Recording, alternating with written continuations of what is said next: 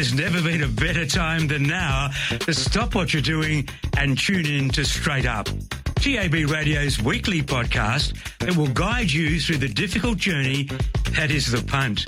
Whether it be racing or sport, the Straight Up team has your back. Now, from the studios of TAB Radio, welcome to Straight Up.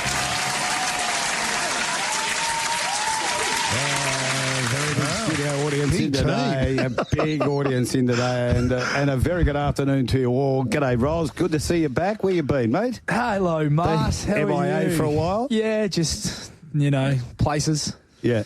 Different places. And Rusty, is that you? I can really... I'm here, mate. I'm right at the end of the long table here. I hope you can hear me, but I'll wave to you when I need to signal to you, mate. Beautifully done. All right, we've got a very special guest to join us because it's Caulfield Cup Day on Saturday. In front into the straight.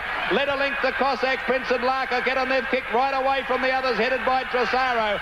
Hay is going strongly at the 200. A link the Cossack, Prince from Larker get. The others can't win, but Hay is hanging on to his lead from Cossack Prince. In fact, he's increasing it, and Hay drawing right away in the concluding stages. Almost an all-the-way victory to Hay by 3 lengths. Second placing, close, Cossack Prince. It was a wonderful win back in 1983, and Greg and Jim Lee trained Hay. Greg joins us online right now. Special guest. G'day, Greg. Yeah, how are you? We're well over here. How are things in Sydney on the eve of the Everest?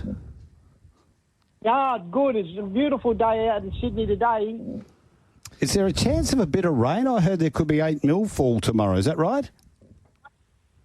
Oh, it could be. I don't look at the weather. I'm happy just to wake up. That's a good start, isn't it? Hey, Greggy, Rylie Morgan here with you as well, mate. I'm sure this is a week that brings back some incredible memories. Caulfield Cup, always you think about it. At least, every time it comes around, you just don't know how lucky you are that you've won one. You know what I mean? Absolutely. And the horse and the race that we just relived, can you tell us a bit about your memories of that day? Well, we only been training for a couple of years, Jim and I, and heading down, I took the horse down there myself. And in the back of the float was Rod Craig, and he had a Lady Eclipse, and I was at Hay in the back, and all we could see or hear, all they'd done was hear this song from Spandau Ballet. That's it. And every time I hear it, I think about travelling down to Melbourne. It's not a bad song to be listening to. It's a good song. It's an absolute I've heard ripper. it a dozen times on the way down. And every time I hear it come on the radio, I think about it. Well, that's a good thing, Greg, isn't it? Oh, it is. It is a good thing, yeah. But, okay, it's good. So you travel all the way down to Melbourne with a couple of horses. What happens next?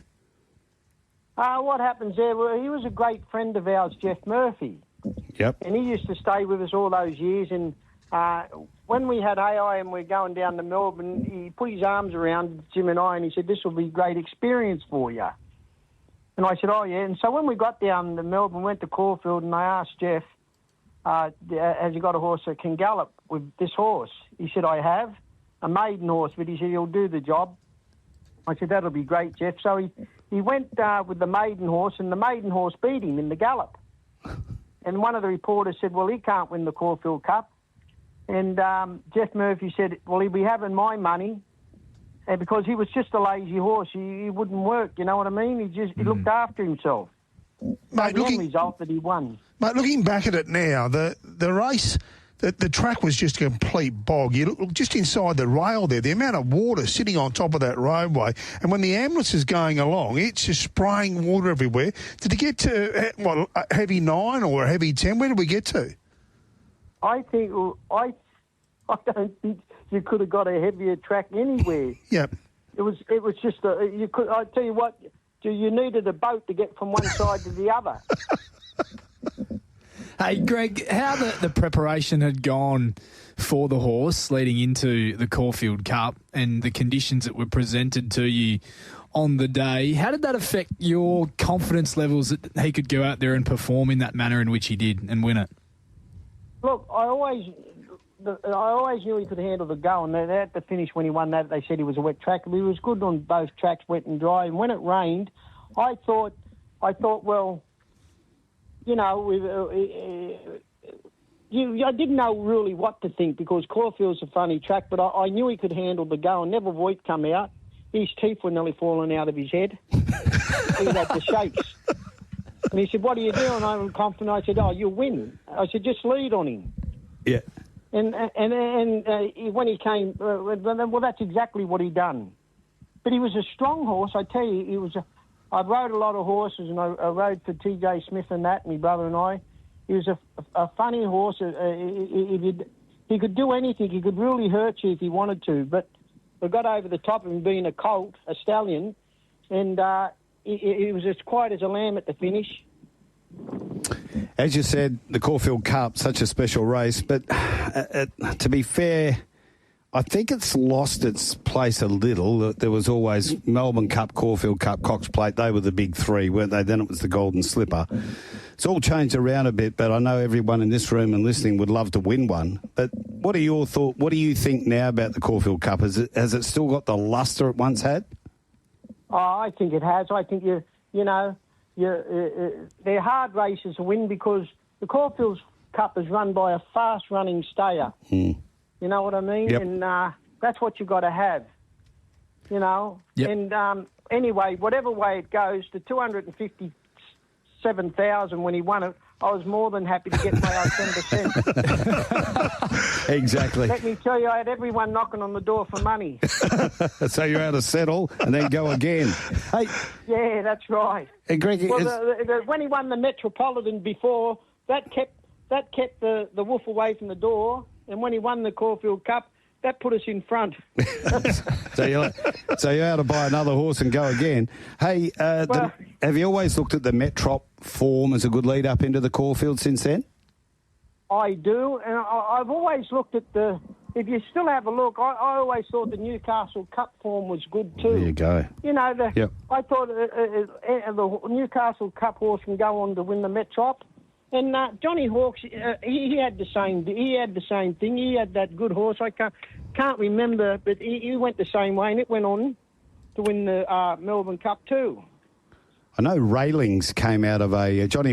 That's the one you're talking about. Come out of the Metrop and won the Caulfield. Yep. Yeah, that was it. Right, come out and won the. Yeah, well, so I always the form stands up. Right, You know, and I the agree. horses racing it. Yep. It sounds like you might be a fan of Royal Supremacy in the race this weekend, Greggy, off the back of that, who's come through and run massive races in both of those key lead-ups for the club. Well, that'd be one. And this other horse they brought over from France, I think you've got to watch it because they've got some great stayers, haven't they? Maidan. That's it, yeah. Hey, Greg. You know, he looks good. You and your brother, Jimmy, you've been icons of Randwick for how many years now? Well, we went in the stables in '68 and we're still there. I think Les Bridges is the longest-serving trainer there, and when he retires, it'll be us. Right. Gee, you and Les Bridge, you and Bridge are good mates, aren't you? Oh, we were apprenticed to him. All of us. He's like a father figure to us. Les, the boss, we call him. We never call him Les, but he taught us a lot of things. You know, taught us everything really, and he was a great boss. And mate, just with that, he went on to become a sire. Never really struck a big record there, but at least he got to they kept him as a colt all the way through, and he got to become a sire. Trained a couple of staying types, but didn't quite hit the spotlight as such as a sire. No, he was a fluke, really. He was just a fluke. The dam side was count rendered, and I think he died too. He only had served about 3 or 4 times, and he got killed, I think. Hey, Jimmy, Greg, sorry. You're always good, you and Jimmy, for a winner. Now, have you got one we can follow over the next few days? Well, look, I'll tell you, Macby on Sunday's got a great chance down there at Nowra. I had one get beat today. I think it's not a bad horse, and a thing called Fuad. Race 4, it runs second. Yep. But the one to follow would be a horse called High, H-Y. I think he's a very good horse. Yeah? Yeah. What's 2 his letters. breeding? By Yes. Right. Okay. He goes very good. He goes very good. I had one run today, and he just got beat by a pretty smart horse of Chris Waller's, and I think this other one I've got's better than him. Okay, so the one on... I've got a team full of good horses. Yeah, well, that's good. We're only a small team. You've got a very good owner, haven't you, Mr. Kaduri? He's been with us since '83. He's been with us all those years. He's more of a mate than an owner. Yeah. So Yeah, he's been Les Walters and Fred Kaduri. Been great. Just great friends. isn't it amazing Great owners, great friends. to have owners in the stable for that long, Russ? Like, it goes to show. Incredible. There's a lot of You're trust doing a good involved job. there with you, Greg, and also to Jimmy. And what about your mate over here from the west, the old tomato flogger, Scotty? Has he got Mark. any horses?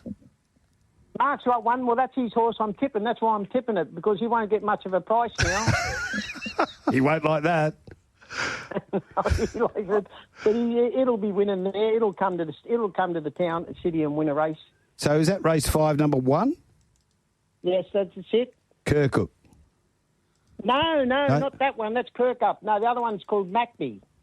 Okay, I've got to It's in a find it. maiden. It's in the. It's in the last. That's why I couldn't find it. Race 7, number 1, Macby.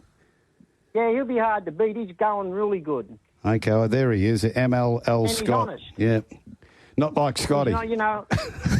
Well, you get some horses that are bank robbers. You know what I mean? But he's an honest one. Yeah.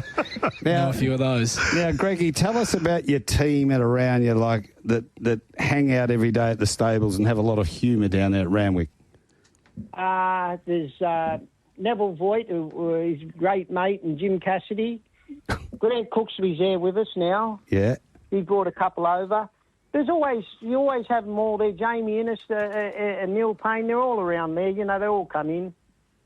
Have the coffee and that. Yeah, the colourful Neil Payne from Gay and Adrian's yard.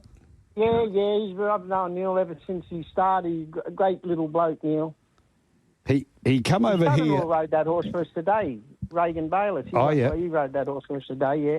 He came over here and in the mid to late 80s and rode in Kalgoorlie, Russ. Remember when they used to have the jocks come over on the Wednesday, the Eastern Skaters? Absolutely. Neil Payne. And he won on a little mare called Lady Chancery, a little grey, by about 4 lengths for Kevin Lever.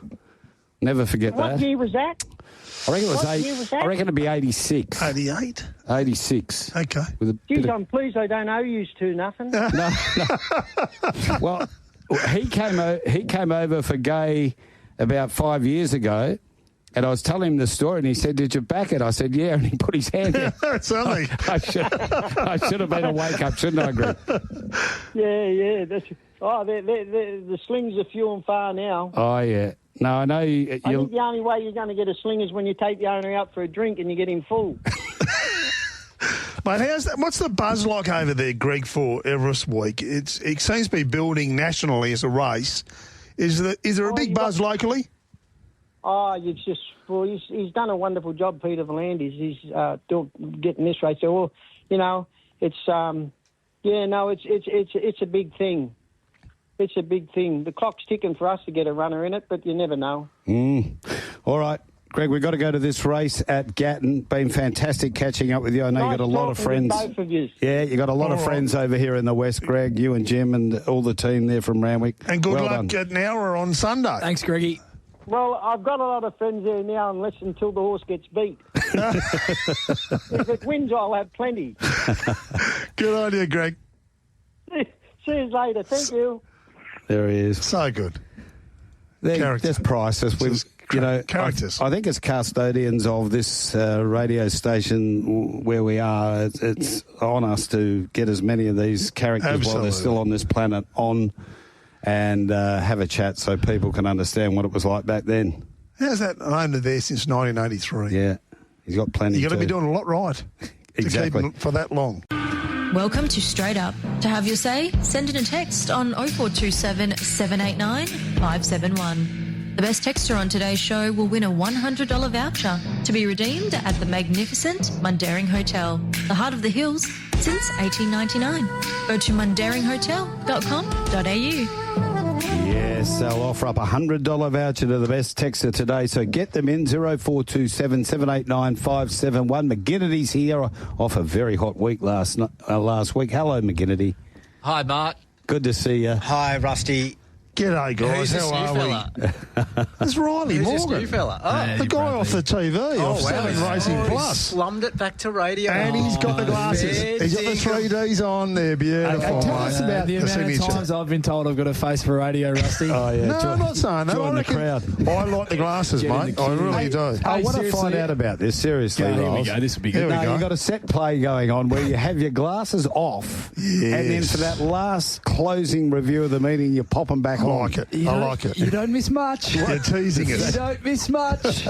So tell us about the theory, the strategy behind that. Well, It's just to give everyone a taste, is it? if I was, the feedback has been mixed. Good. Mixed. Mixed. Some of Very us. mixed and Oh. very skewed to one side. 3D. It doesn't take a genius to work out which side it's been skewed to. We've Rusty. admired your valour for just continuing to And just you continue on. fronting up. Perseverance is a great strength for a young person, mate. Keep it up. 13, 10, Just 1 and quickly, 6. Yes. Like, if we weren't already in a bit of trouble on this radio station, you just wait till Duffy gets a hold of the fact that Mauler's got an ad.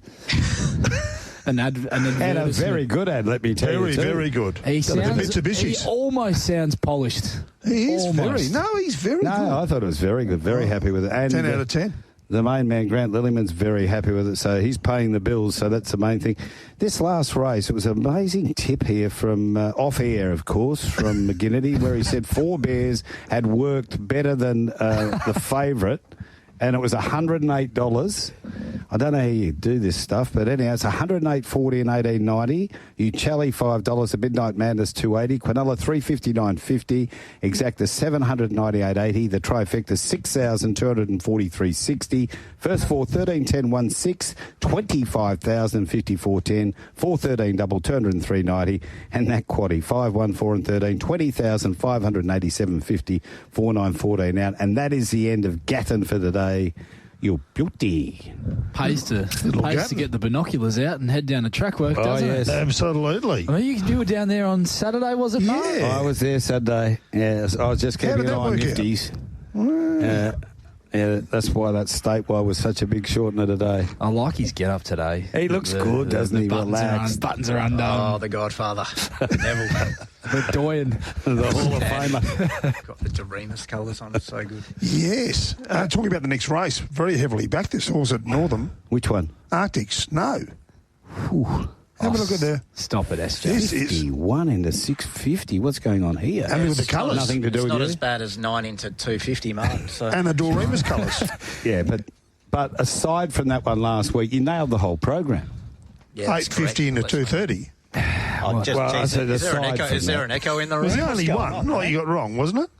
You were right about Twisted Steel, and that's what I'm feeling like sitting in the corner here, going back over my selections last week. I feel like it's just a hunk of Twisted Steel. It's my worst week so far. It was By a terrible. long That's way. why I invited you in again. Yeah, I last did. That's week. the only reason. But I did bring in the AI tips, so I have got them. I've got that now. Unfortunately, the AI didn't work for the first 6 races, but we've got the quaddie legs, Okay. right? We got, and that's important. Part-time AI. They cut off Yeah. your Wi-Fi. But I'm using The dial-up. Yeah, Dougal's hogging the bandwidth.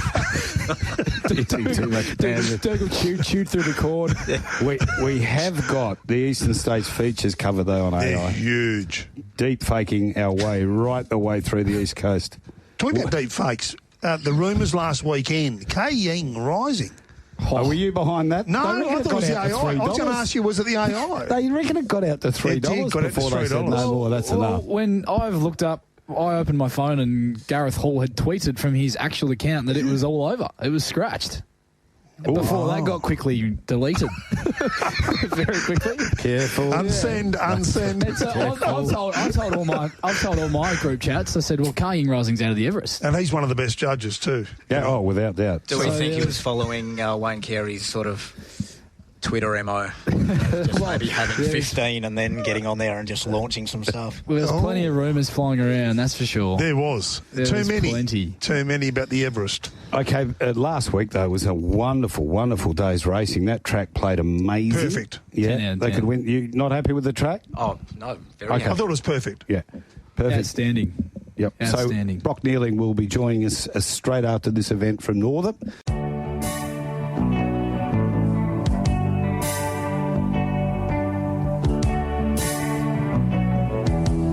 Hey, Rusty. Got a very special guest joining us here in Brock Neeling, Perth Racing racing manager. Brock, welcome along the Straight Up. Good afternoon, boys. How are we today? We're going well. Congratulations on the way that Ascot presented for that opening meeting. It was fantastic. No, thanks, guys. Yeah, we had a great day. The weather really turned it on for us, and both sides of the fence went really well. We're really pleased with how the track performed, and the crowd was great, and there was a lot of energy around the racecourse. A lot of times you'll hear, sort of horror stories or disgruntled punters. They had to wait for a drink. They had to wait for a bet. The food wasn't good.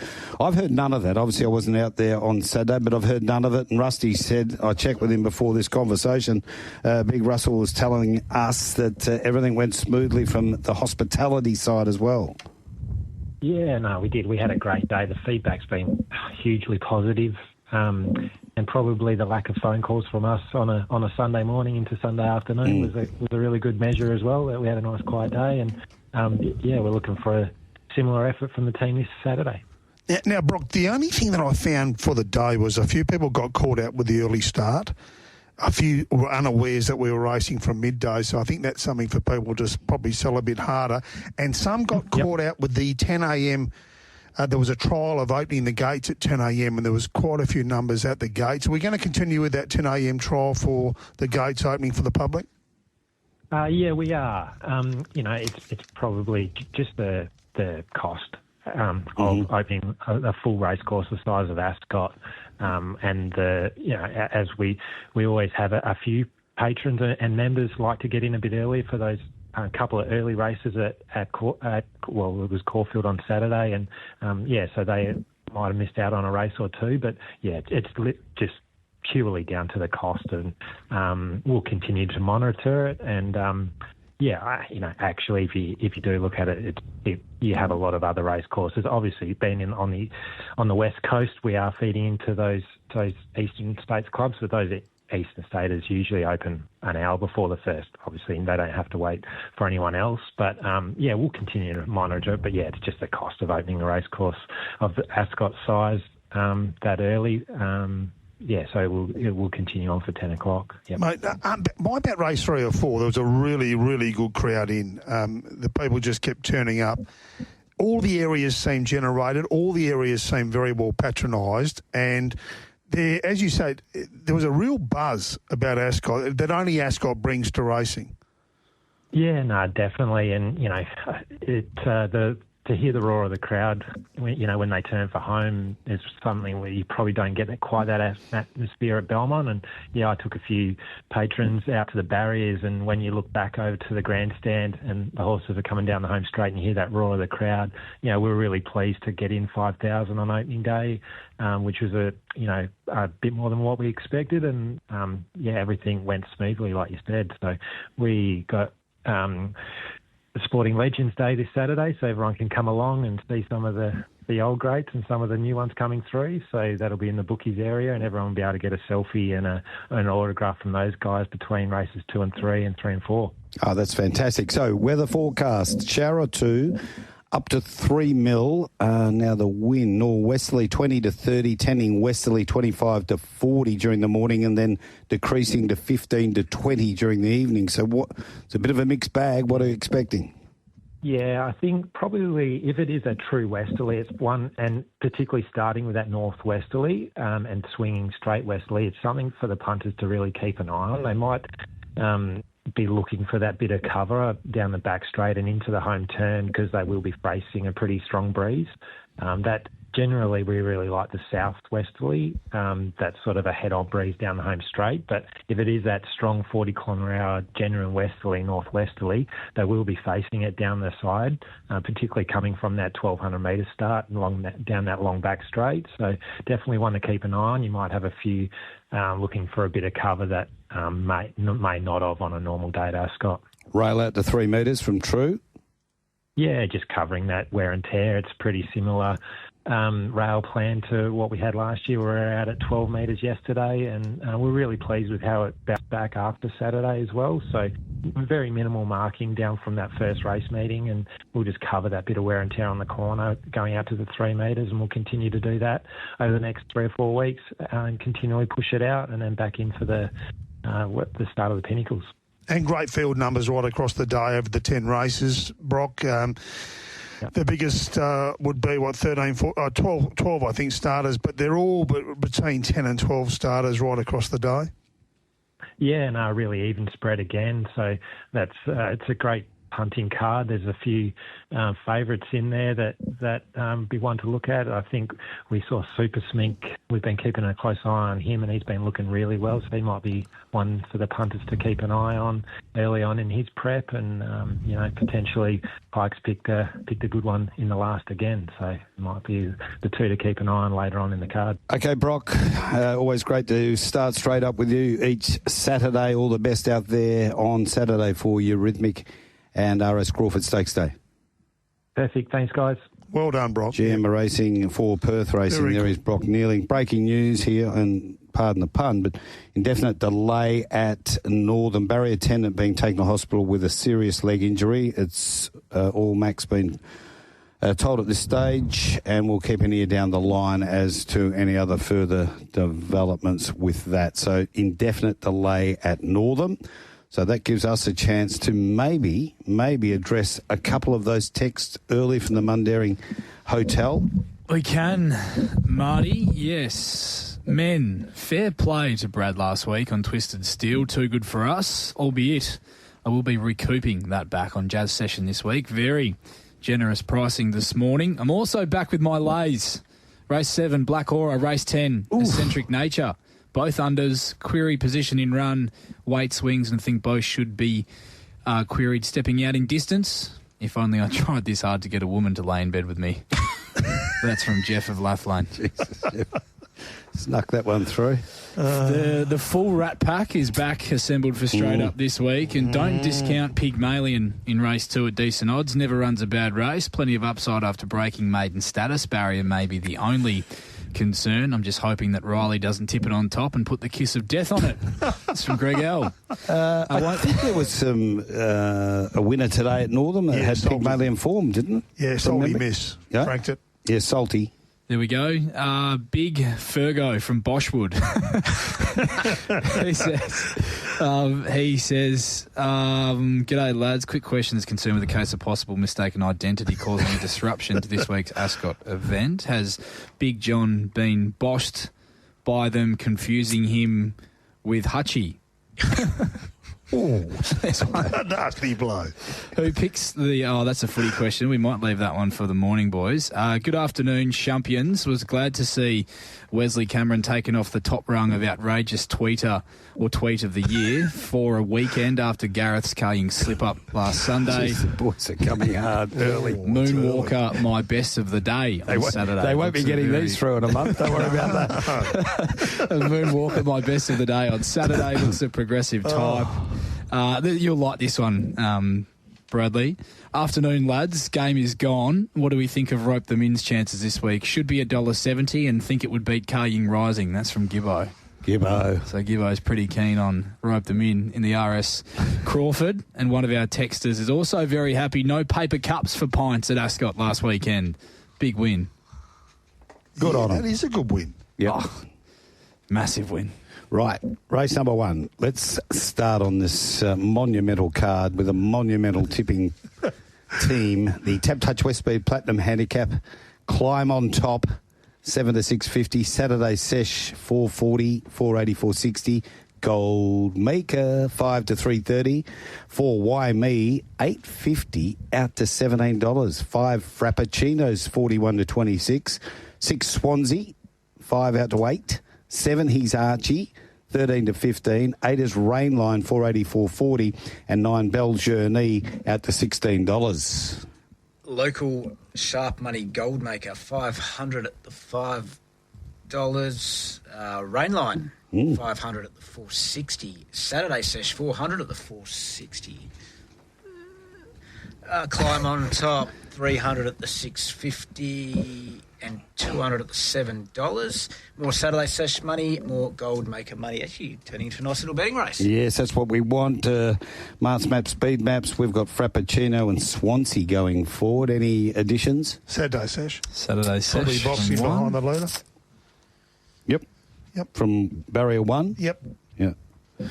All right, you want to fire away, Riles? I can do, Mark. Not a race. Yeah, well, just keep it nice and tight for the not a race. I'm really keen on getting involved in. Happy to sit on my heels in the opener. Gee, I thought Climb on Top was a good win last start. It's been a red-hot form race since. You look at Wembanyama, Kalora ran second last Saturday. My mate ran second last Saturday, and Harbin, a winner at Northam last week, all through that same form reference. And he's a proven weight carrier, drops a bit of weight here into what I think is a weaker race than the race that he contested last start after Zephyr Johnston Porter's claim. And he's been a hard horse to trust over the course of the journey and hasn't been one to really, hold his form, Rusty. He's not been a horse that strings wins together over the course of his career, or at least he hasn't to date. But I think if you were looking for a bet in the opener, the each way about Climb on Top certainly appeals for mine if I was looking for something, but not a race I'm overly keen on getting involved in. Saturday Sesh gets a great run, either kicking through to lead or box seating, and Goldmaker deserves a win, but with his racing pattern finds it very difficult. Absolutely, Rylie. Look, Saturday Sesh was fantastic for us in Kalgoorlie. We did mail it as the best in the country, and it got the chocolates 320 into, I think it jumped 270, 260. It won really well. No, but it did win like a really good horse, and it won like a horse that could go places. Ash Maley certainly is in form. The horse itself, 3 out of its last 4 have been winning. Strawn 1, I think it'll sit right behind Frappuccino, and it looks definitely the one to beat. I think it's good value. Yep. Very hard to beat. I think Climb on Top, as Rylie said, will be right there. A couple of question marks for me over the favourite, the current favourite Gold Maker. Going well, racing well, but 1 from 18 worries me as a punting perspective. And Rainline, 1 from 12. I know it gains Pike, but it's 518 days now since it last saluted, and that's a long time in anyone's business. Swansea was okay. A little bit disappointing after box seating there at Northam. But that's the race. I'm very, very keen. Saturday Sesh. I think this horse is a Saturday grade horse, and I think it's going to get the perfect trip there in the first. And very importantly with Saturday Sesh, it's by sessions. Absolutely. Absolutely. Saturday Sesh last start, that may have been the giftiest gift to ever have been gifted. So I'm a bit concerned this start that you've got Frappuccino on the race as well, and to some extent Swansea. I'm looking for one that I think has a bit of upside, run off its legs first up. Some chance it gets the camp off Frappuccino and Saturday Sesh in Swansea. I'm like it. A little bit interested as it drifts towards $10 Swansea each way. Camp flying as well. Merrill's team going very nicely. Very well. Yes. Okay, so Saturday Sesh for you, Russ, out of the first. That's about Definitely. it. Very keen. Nothing for me, mate. No, I'm with you. We were with Saturday Sesh. I don't know if you told our listeners about Kalgoorlie and said... I think we should, but no, we've done it before. So we'll stay with it. Race number 2, the MCA Polytrack Handicap over the 1,100 metres. A quick one off the text line too to sneak it in from the Mundaring Hotel. Mart, we got the Marts Maps AI after last week's illustrious debut, auspicious debut. Haven't had a holiday in 10 years. I'm now off to Bullabulling for Christmas. It was that good, honestly. Look, I think the tavern's actually closed. No, but you can still stay out the back. They've got roots. In a swag. Look, the AI, unfortunately, didn't work for the first 6 races. We had some technical issues, but we've got the quaddie legs coming. So Dougal. There you go. But make sure you have the pens ready. It was outstanding last week. Don't worry about that. He's a good boy. MCA Polytrack Handicap. And $4.80 to $4 is pinned deep. Resonate Oars out $41 around that. Justin James, 340 to 420. Under Influence, 7 to 11. Thermosphere Lad is $21, been around that. Magali Magic, 550 to 460. This will show you is 20. Mighty Hosanna is 750, 650. Oliver's Me Mama, Olivia's Me Mama's 41. Pygmalion is 11 into 850. And Tea Biscuit, half to Sea Biscuit, is 26 from $31. Also a half to tea bag, Mart. There's a bit of money early for just St James at the 420, 400 there. Not a lot else to speak of, really. Most of the movement has been market smurging. Markets merging, the old MM. Well, there's a bit of speed in this race, I thought, with the likes of, Pin Deep and Thermosphere Lad, and a little bit of This Will Show You coming across from 10. Olivia's Me Mama, or even Olive's Me Mama, it's in there as well. And down the bottom to Sea Biscuit, a half to Tea Biscuit. So I think we need to find a horse just tracking up with a bit of cover. Not to mention Mighty Hosanna and Resonator. Well, they could all lead. Could have. There's a lot of speed here. Seems to be, but we said that last week about the sprint race, and it turned out to be an absolute walkfest. Sprint encounter. Which, the sprint? The race that Surfside Session won. Oh, that. Yeah. The one I tipped the winner in and told you about $81 chance to more or something. Threw that in or something. The trumpet. God, I've missed. When's the last time anyone tipped something at $81 that's run a place on this program? Last week. Oh, give it a rest. We know how good you are, man. It's okay. That's all right. It's just a comeback. You know what I mean? It was a good comeback. Yeah. It's been a long time. I've been on the outer. It was a big drought. It's been a long week. AI's back. Come on, Roz. What are we doing here? Race 2. MCA Polytrack. I'm really happy to follow the drift with just St James. As we mentioned, there's plenty of speed and looks to be good pressure in this race on paper. I thought he trialled up incredibly well for his return.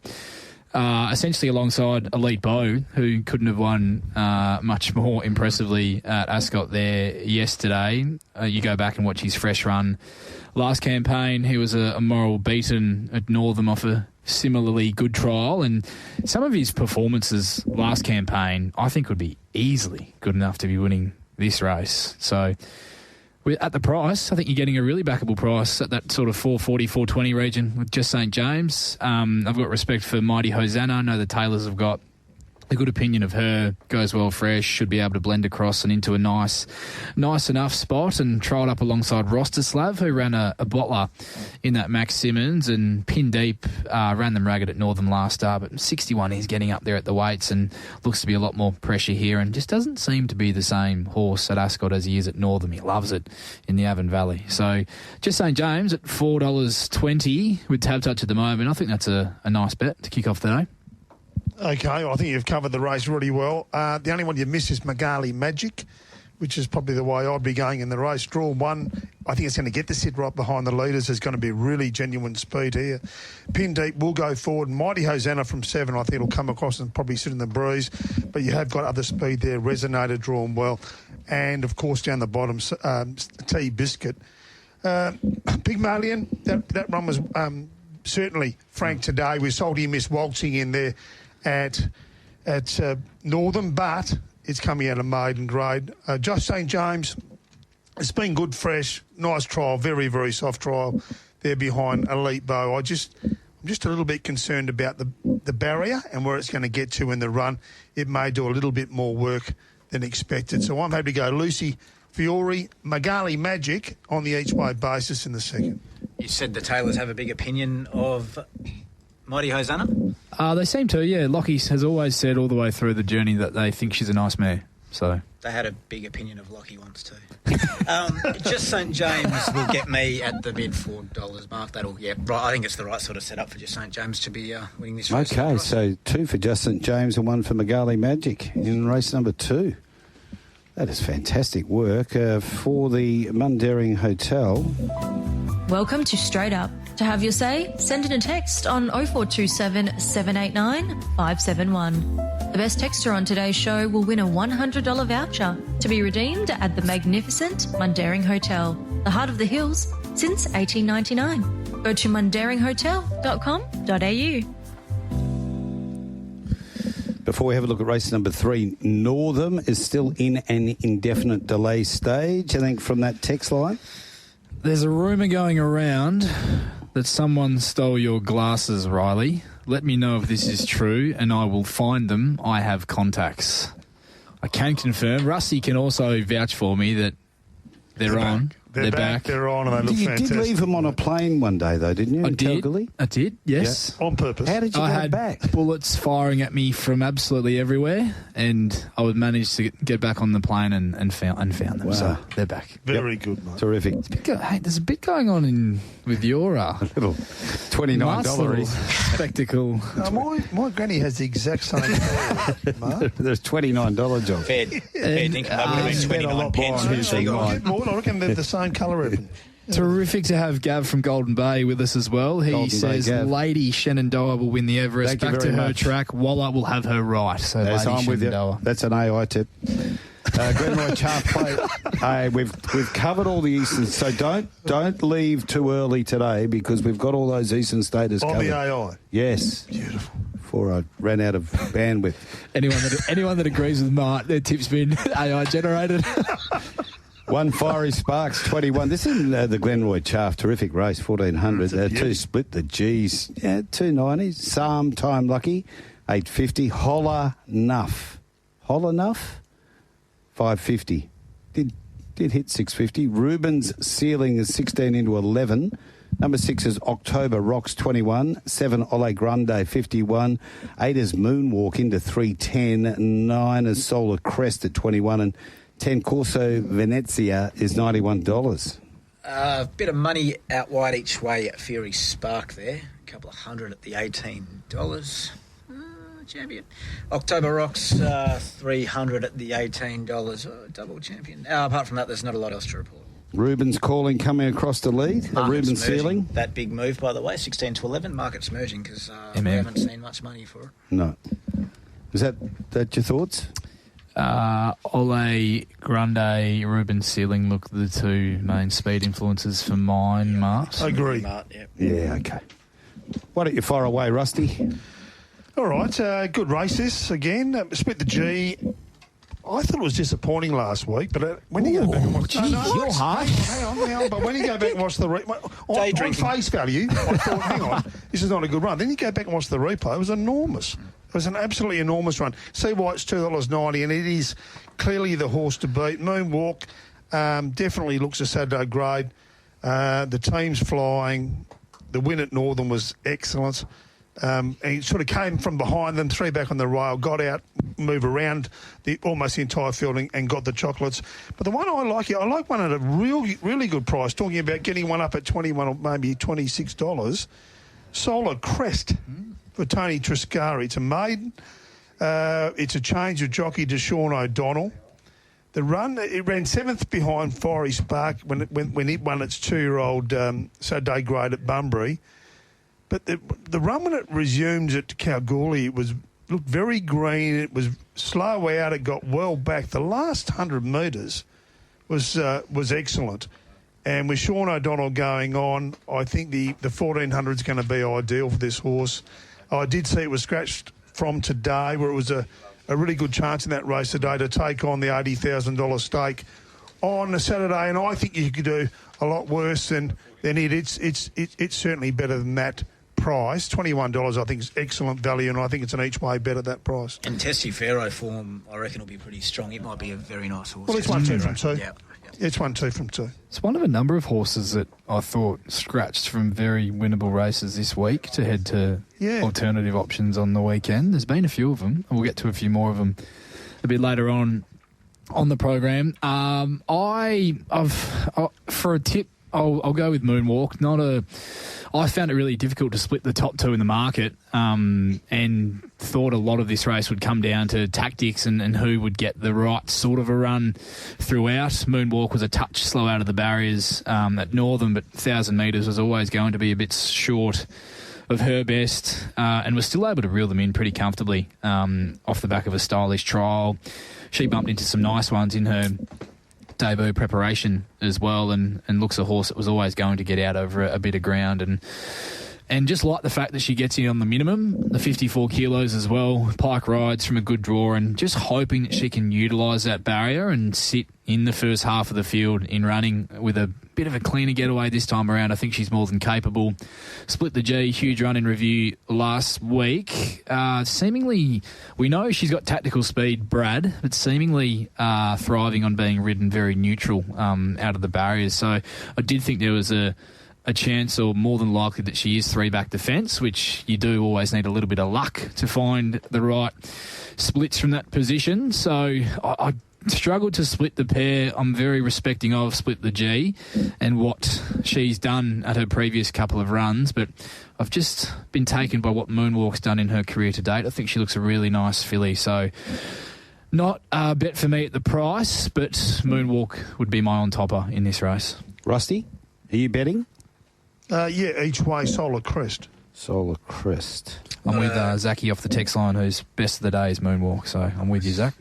No bet for me. Intrigued to watch the race because there's a few that have shown a bit, especially going up in distance as well. So, and that's including horses like Reuben Sealing and October Rocks. So there's a few horses in this with some serious ability at the mile. And just one out wide I'm throwing in as well. I've got an opinion of Fiery Spark. We certainly didn't see his best over the 1,000 at Belmont on the 20th of September. Been given a little freshen up. Blinker's first time, 1,400 metres. Going to get a long way back, but wouldn't surprise to see him really rattling home and running a much better race at a big price. Info from Northern, thanks to Darren passing this down the line, across the line. 4:23 is our next, so we're 12 minutes away. Let's have an update here. The Regional Men's Health working with Warriors handicap over the mile. And One of Murder Grace is 12-3 is Age of Grace at 280. 4 is Sweet Tea. Ooh. Any involvement? No. Negative. $5. The Bond at the Bus. 5 Vancouver Storm is 11. 6 Sideshot 950. 7 Snip of Gossip 340. 8 High Precision is 20, and 9 Knock One Back is $15. So that race about 12 off. The next at Northam. We're up to race number 4, National Thoroughbred Week, 20 to 24th of November handicap over the 1,200 metres. And at number 1 is Canny Rock. 21 into 14. Good specking there. Clean 'em Up is 13 into 750. And Invincible Power, $7. Number 4, Magnus Choice, 310. 5, Mr. Spree is 18. Spect. 6, False Statement, 51. 7, Pretty Divine, 41. 8, Sparkle Corners, 26. First Beach is 10. Norma Stars, 91. And Pure Excess at $3. But I think you'll find there'd be a bit of going on there too, wouldn't there? Oh, or genuine specking. Spot on as usual, Marty. Pure Excess, 400 at the 260. Canny Rock, local pro money there at the bigger price, $19 in and $4.20 the place, large place component. Magnus Choice, a bit of win money there at the $3.20. Clean 'em Up, local sharp money, a couple of hundred there at the $13. So that's a genuine go. A little bit each way, Pretty Divine, worth noting as well for Mac Hall, who's just shooting the lights out at the moment. I think he's on the Sports Daily tomorrow morning, Hour of Power, young Mac. Mac Waller, they're calling him. Well, Pretty Divine, I thought from 1, would be pretty keen to jump and control it a bit. Who else have I got going up? Sparkle Corner coming across from, is it 3 or 8? 3. What else we got there, Riles? Thought they might press forward with Mr. Spree, look for a position over the speed. Possibly Caddy Rock, possibly Clean 'em Up. Pretty Divine will lead, no doubt about that, from inside draw. I'm pretty keen here with Magnus Choice. First up, thought he trialled super for his return behind a flying machine in Lord Shiva, and you also had King of Light and Exceed the Planet essentially hitting the line alongside him in that trial in what was a pretty hot little heat. He only had the one run last prep, really strong third behind 6-inch Heels, who was airborne at the time, and the second horse, Pondmaster, in a similar vein, was flying and carried the 59 on that day as well. And you go through that race, Rusty, and there's just been winners everywhere from that race since left, right and centre. You go back to his initial prep, dominated God's Gate. Subsequent Saturday winner was a big run in a Placid Arc from a very wide gate.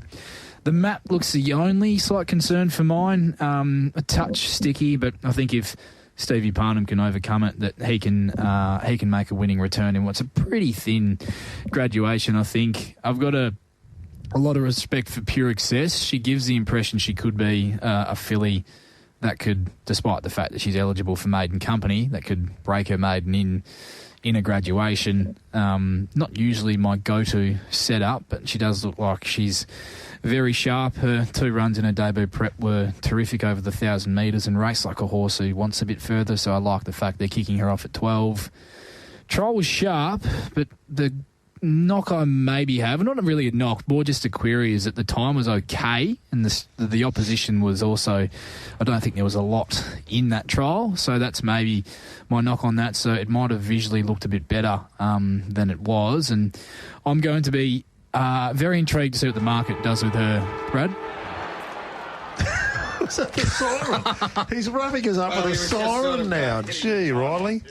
Welcome back. Yeah, welcome back. You need that orchestra that plays them off at the awards ceremony. See, that's what happens. I was actually, before I was rudely interrupted, yes, mate, I was asking our market man, I guess asking markets. I'm intrigued to see what the market does with her, Brad. What do you anticipate? It'll be very interesting. Market's very cold, Pure Excess early, and Data has Magnus Choice, so pretty short too, doesn't it? So I'm keen Pure Excess, but $3 plus gets me, but yeah, there's a lot of money already for Magnus Choice. Frosty. Yeah, Trevor Andrews, stable firing. I think Magnus Choice. I agree with Rylie. The form's just a better form line. Running 6th in a Placid Arc, betting God's Gate. 3rd to 6-inch heels.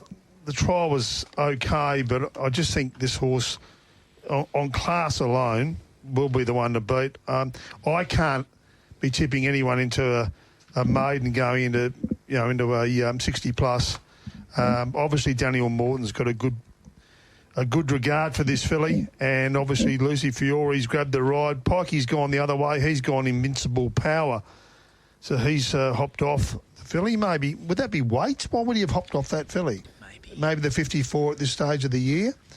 Maybe the fact that she was going to race at Northam today, and Dan may have made a late call to pull her out of that race, and Willie might have already been booked thinking that she was going to Thursday ahead of Saturday. Yeah, but they're the 3 in the race. The market's right, the market's there, and it's got it. And I don't think it goes much wider than that, and pretty easy race, I think, for mine.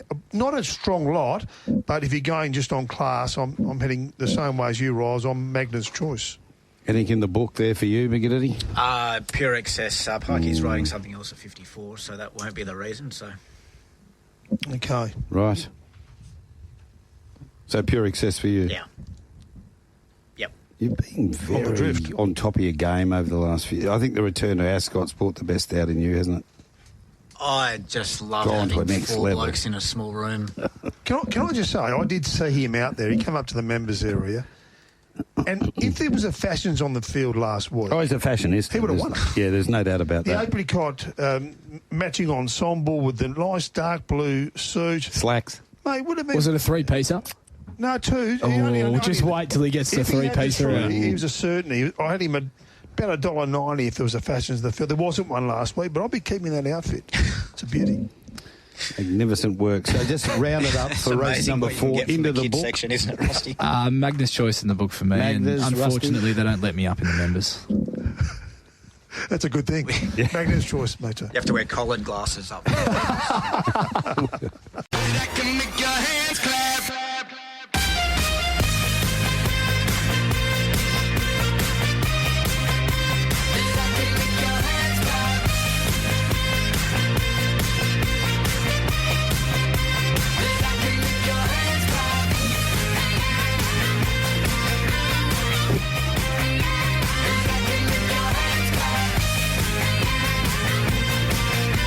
Yes, welcome back. It is Straight Up. We're here for the Mum Daring, also for the Currumbine TAB. Yes, the Currumbine Quaddie is back, $100 up for grabs, so get them in on 0427 789 571 for Retrovision. A lot of Everest tips rolling in, so hang around because the AI... It's going to be massive. Won't be far away. Huge. We're going to blow it up today. Blow it up. There's some tips here that you'd think you'd have to be AI to get it.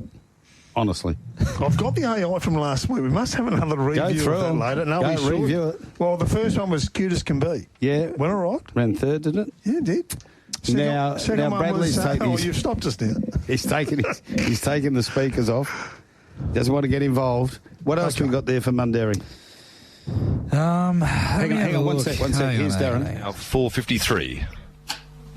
Okay, just like that. 4:53 for the following race number 8 at Northam. Yep. For Mundaring. Well, there's a football one off the text line. We can read it. We do say if you text in, we'll read it out. You text and get on. Yeah. That's it. Who picks the squads, coaching staff or treasurer at AFL clubs? If Jack Steele wants to stay but gets kicked out for a third-round pick, did Lyon agree to this or is it out of his hands? Oh, Lyon probably said you got to go.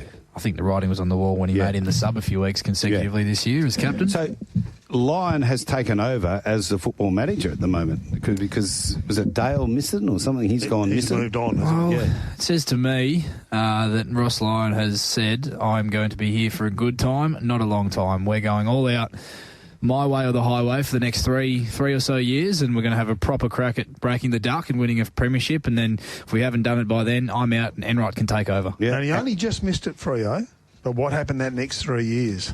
And you can say the same thing about St Kilda as well. And he's got, I reckon he's got a proper coaching waiting to handball to afterwards as well in Corey Enright. Okay, we'll just take that back, Matt, because we've got to keep moving here. It's a very busy day in the studios, Gloucester Park.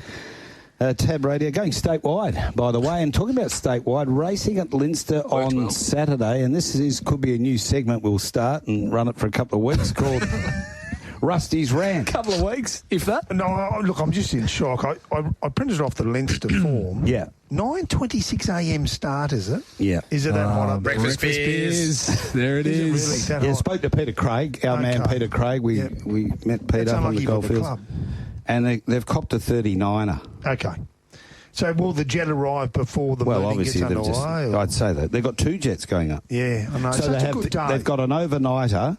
Okay. And the morning jet, so it's obviously going to leave a bit early, obviously. Yeah. This happened in Kununurra, same thing, didn't it? Did it? Yes, the first meeting at Kununurra. Yeah, I remember that. Started at about 9 in the morning. Yep, because of the heat. Not much of a rant, Rusty. You've got to fire up a bit. Good memory. Oh, yeah. No, it's not a rant. No. Look, if you're going there, it'll be fantastic. Just an early start, early finish. Yeah. Maybe the early start. Maybe the early start isn't ideal for a bookmaker. Well, I tell you what, the till up will be big. They'll keep it rolling because there's plenty of racing to come, isn't there? They'll be betting there till the last. And then, if you really want to go on with it, it's Champions Day to Royal Ascot that night. You could go right through. Is Bender. Bet into the world pool. Henry's horse going around? Asfura, she racing? No. No. She's got the money. Maybe Big John will be there instead of Ascot. Boshy. Now, do you want to address this? Why isn't Bosch at the races on Saturday, Big John? Well, now Brad won't be there. It's a bit flattening, isn't it, the great man? But I think Customs may have said you cannot have it again, champion, especially on a tourist visa. And, was a visa issue, was it? I think that's my understanding. Yeah, he had the wrong one. To his credit, he handled it well. He's very positive, and apart that's from what I love about his positivity. The 2 grapes up his nose. Apart from that, it was good. But he'll be back, Big John, Big Bosch. Yeah. I said to the boys on drive yesterday, I said, could you just imagine you've done a 23-hour flight from London all the way here and they tell you to turn around? Sorry, mate. And they grilled him for a couple of hours, apparently. So I think he held up pretty well. And he's not a fan of grilling, Big John. He prefers frying. He's a positive human being. Yeah, he's a good bloke. Can I say this? Last year when they got him out, I didn't have a clue who he was. I ended up meeting him, but he would have had 400 people that I've never seen before at Ascot Racecourse that were all having a punt. And they were following him around like the Pied Piper. So good luck to him. Well done at Perth Racing. New initiatives. We've got to keep looking for new ways of getting people to the sport. 100%. Northern race number 7, clear these divs, 1, 5, 9 and 6. A Murder Grace for ZJP, 11, 10, 290. Vancouver Storm, 280 and knock one back at $3. I noticed they interviewed Jason Miller before the race with your girl Tess. So, Tess Daly and Michael Heaton. Is that chemistry there? Not the same, no. It's more like sons and daughters, where the other one's much more like home and away. Like the That's home how I away see it. today. It's got to be steamy It's home like brother and away. sister, Yeah, yeah. and Young and the Restless. It's just a totally different program.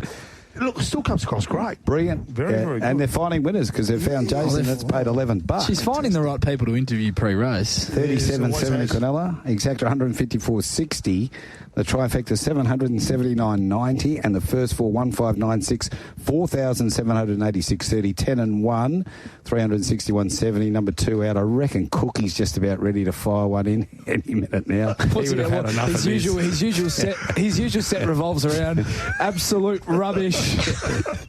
This is crap, all capitals. 2,212 metres is race number 8. This is due to go 4:53, and Alnord 270. Yep. Arn Ray is 13. 3 Sluicy.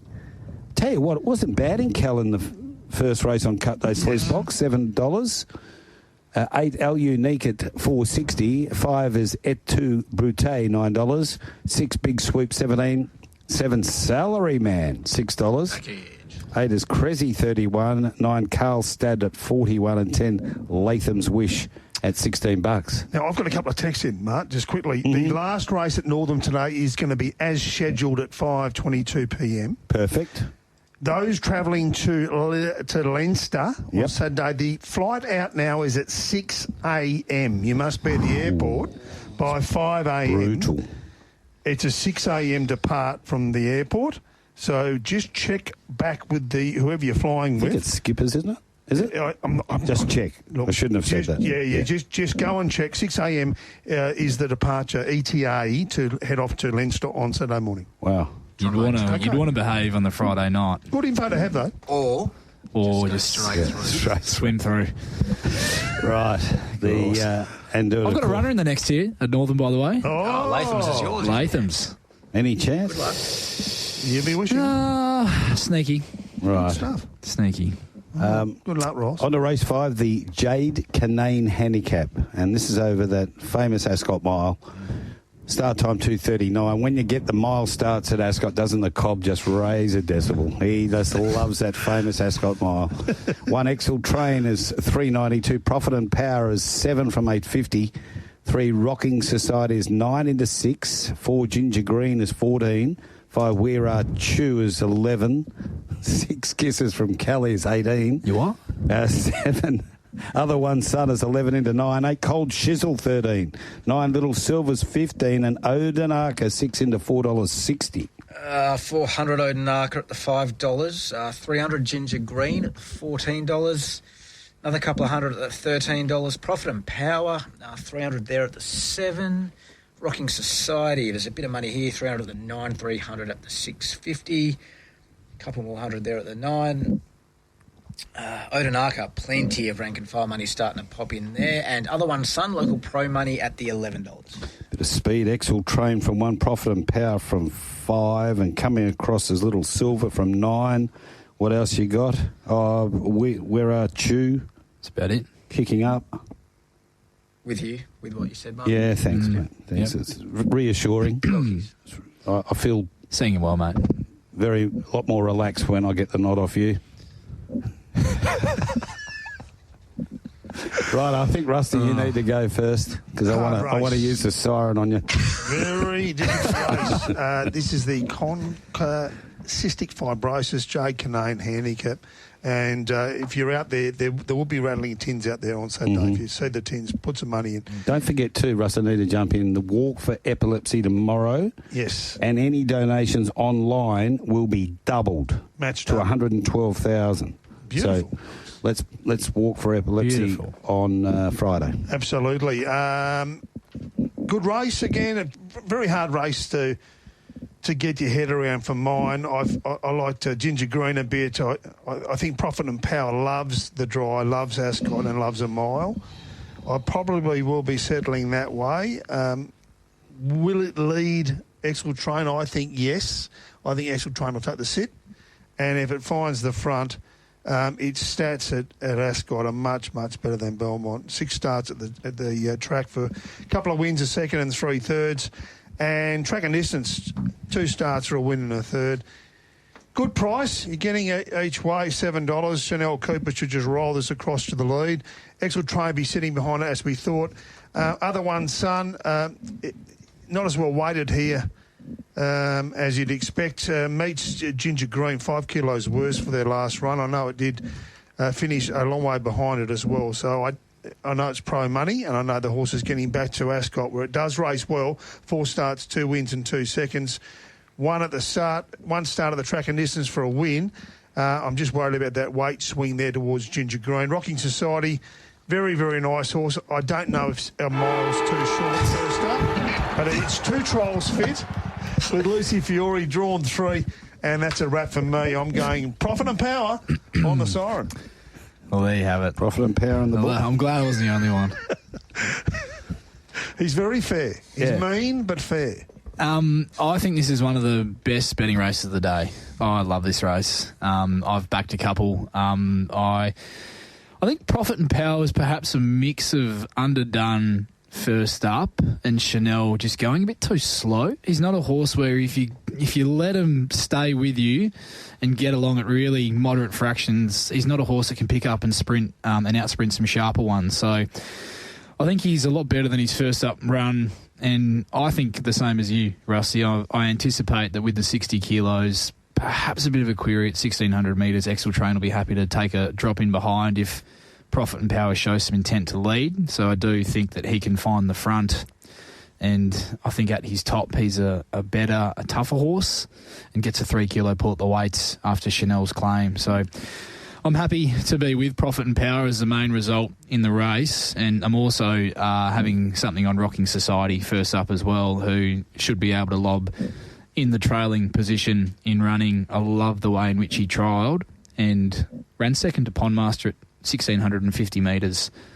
Fresh last campaign off a couple of trials leading in, and given he's had the 2 1,450 metre trials, he should be forward enough to run a race even with the weight. So 2 horse play for me, and pretty keen to get involved here actually. Profit and Power and Rocking Society, a little bit of Dutch action, freaky deaky Dutch action. And the value's there, isn't it? $7 and $6. They're getting $2.30 a place. Profit and Power, $2.15 at the moment. Rocking Society. Bit of overreach here. Do you guys want to? Yeah. Do you want to put it alone? You two? Want it again or what? Very good price. Hands off the desk, boys. Okay. And now I have very little faith in this race. I think anything could win this.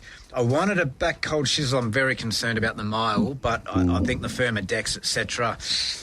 Brad on, I give it a sneaky chance, but the way the market's going, I'll have something on We Rate You, because I thought its return was about as good as it could have gone in that race with interference at 1,200 metres up to a mile, much more suitable. A horse that still, I think, has grades to go through, and this could set up quite nicely for it if... it also could not, but I'm thinking there's a chance it might, and it's double figures. I'll get involved. Okay, just before we go to race number 6, which is the Conquer Cystic Fibrosis Handicap, not race 5, disturbing text just come in too from Holly Clueless. I was thinking of doing a veggie soup for dinner tonight. God almighty. And then balances that up. Can you please get some meat for Dukes? So he gets meat and I get a veggie soup. Wear that one out. I think he had the NBN cable for lunch. Not happening. Yeah, you got to refuel the AI. Yeah, definitely. Yeah. Possibly a yellow card for her on the way. I think so. Yeah. She'll be listening too. Blazing Emerald, 8 to 11 to 10. Changing Garters, 15. Gage Roads, 16. Tommy is 41 into 21. I'm Crafty is 13. Twilight Tale, 6. Wembanyana, 290 to 245. For Mackie Waller, More Than Enough is 850. I'm Napoti is 850. Birds of Word at 18. Zachariah Bow, 51. And Cherokee Misses, 61. If he keeps training Saturday winners, we just call him Mac Daddy, don't we? Going forward. Wemby, 500 at 290. Another 500 there at 275. 500 at 245. Local Pro Money Blazing Emerald each way at the bigger price there, 11 and 330 the place. A little bit more snipping there for Blazing Emerald. Local Sharp Money for Hayfie as well at the huge price. A little bit of money there starting to gather for Twilight Tale as it continues to drift. This is one of those messier type races that wasn't it refreshing to see most of the races last week? Genuine pace. I know there were a couple, Yes. But you've got to get that. Yeah. But I'm sure we'll see it again on Saturday as well. Yep. This isn't one of them. You've got to go up to premium to be able to get anything from Mart's Maps on this one. How do you think it'll pan out? Oh, I'm thinking maybe either Birds of Word, Gage Roads or Blazing Emerald. Possibly more than enough to sneak forward as well. But aside from that, I can't see a lot of tempo rolls. No, I did think off what I thought was a preparation peak last start at 1760 that for a positive jockey like Alex Hearn that they'd lead with Birds of Word back to the mile from barrier 1. Gage Roads will roll forward, Blazing Emerald as well. Hafey more than enough chances to press on from out wide also. So there might be a little bit more speed than anticipated, potentially. You disagree, Mark? No. Was that definitely sufficient? not. Did he go into enough detail for you? Yeah, I think it was great. Yep. Thanks, guys. Twilight Tale, intriguing runner, dropping back in grade, really well placed after the claim, but I don't know. Her last couple of runs have been a bit iffy for mine. She's drawn wide gates, but she's had beautiful runs, 3 deep cover, blending in on them on the corner, and been unable to get the job done. I thought her most recent effort was very plain. She's been given a little month freshen, getting back to the races on the weekend, and you have to respect her off her prior form, that form around Machine Gun Gracie, going through the Phillies series a bit earlier this year, stepping up in distance. But I think maybe getting back on top of the ground will be a massive thing for her. But, gee, I thought her last start run, with the run she had, and even the run prior to that, she had the back of Odinaka all the way through, and Odinaka's been going well, no doubt about that, but she had his back and was unable to get past him, and he was holding her pretty comfortably on the line. So don't know where she's at, Twilight Tale, and I think Wembanyama looks hard to beat again. I know there's not as much pace in this race, but I was about to say that. Yeah. Well, I think there's not as much pace in the race. He's got the class to handle it. I think so. In this class, Pike sticks. He's handled the backup previously, so that's not going to be an issue for him. And should actually be able to land in running with a few more behind him than he did last week, I think. So, and Max Stable is absolutely humming. When you can get Almeida to win a horse race, you know you're going pretty good. So, there you go. Rusty, spot on, Rylie. Absolutely spot on. Only difference for me here is Twilight Tale back to Ascot. I think that's could be the difference. Big difference. Right. More confident and getting on top of the ground. I don't think there's going to be a lot of rain this week. It'll be a good 4. I think it could make a big difference to this horse. I think getting back there, it'll be the difference. On a good track, 5 starts, 2 wins, a second and a third. Got a good record at Ascot. Ascot's its go for mine. Wembanyama, you can't knock the favourite. It was fantastic last week. Great ride from Willie Pipe, but when it hit the line, it was motoring. It looked like it had plenty more to give. No wonder they've done the 7-day backup. Outside that, it's a pretty wide open race for mine. I think if they're the 2, if you're playing quaddies, I think they're the 2. And I just got a feeling that Twilight Tale might bounce back. I'm happy with the 28-day freshen. Yep. And I really do hope for the horse that she can bounce back here in this race. I've got a sneaky out wide as well that could get out to a wild price late. The map looks horrific, but if it does set up for something 3 deep cover, blending in, I thought I'm Crafty was a really good run in review last weekend and backs up, and with a bit of luck in running can be savaging the Had line. a lot of traffic there last week, an awful amount of traffic.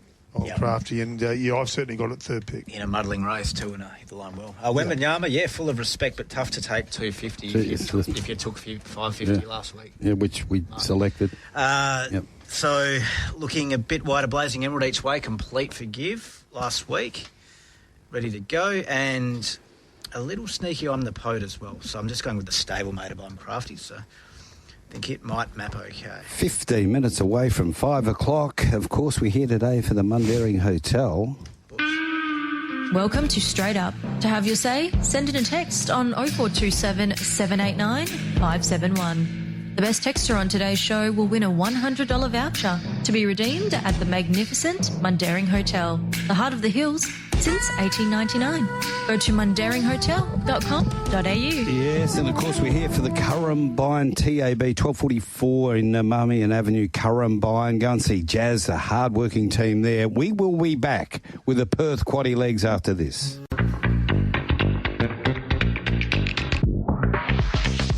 The Perth Racing Preview is where the Straight Up team finds you the winners, and here's the Straight Up team with their preview of Saturday racing from Ascot. Yeah, we're up to those Quaddie Legs here, Rylie, and of course sponsored now by the Currumbine TAB. Now, we're only 2 minutes off Northern Race 8, so we'll just pump the brakes and maybe get a little bit of Mundaring Hotel text action. Yes, we can. If you haven't heard, flags are at half-mast in Chinatown after the news of Big John getting turned back at Border Control. Best bet of the day, Rocking Society. Has Brad stopped watching the trials? It's Fred from Fremantle.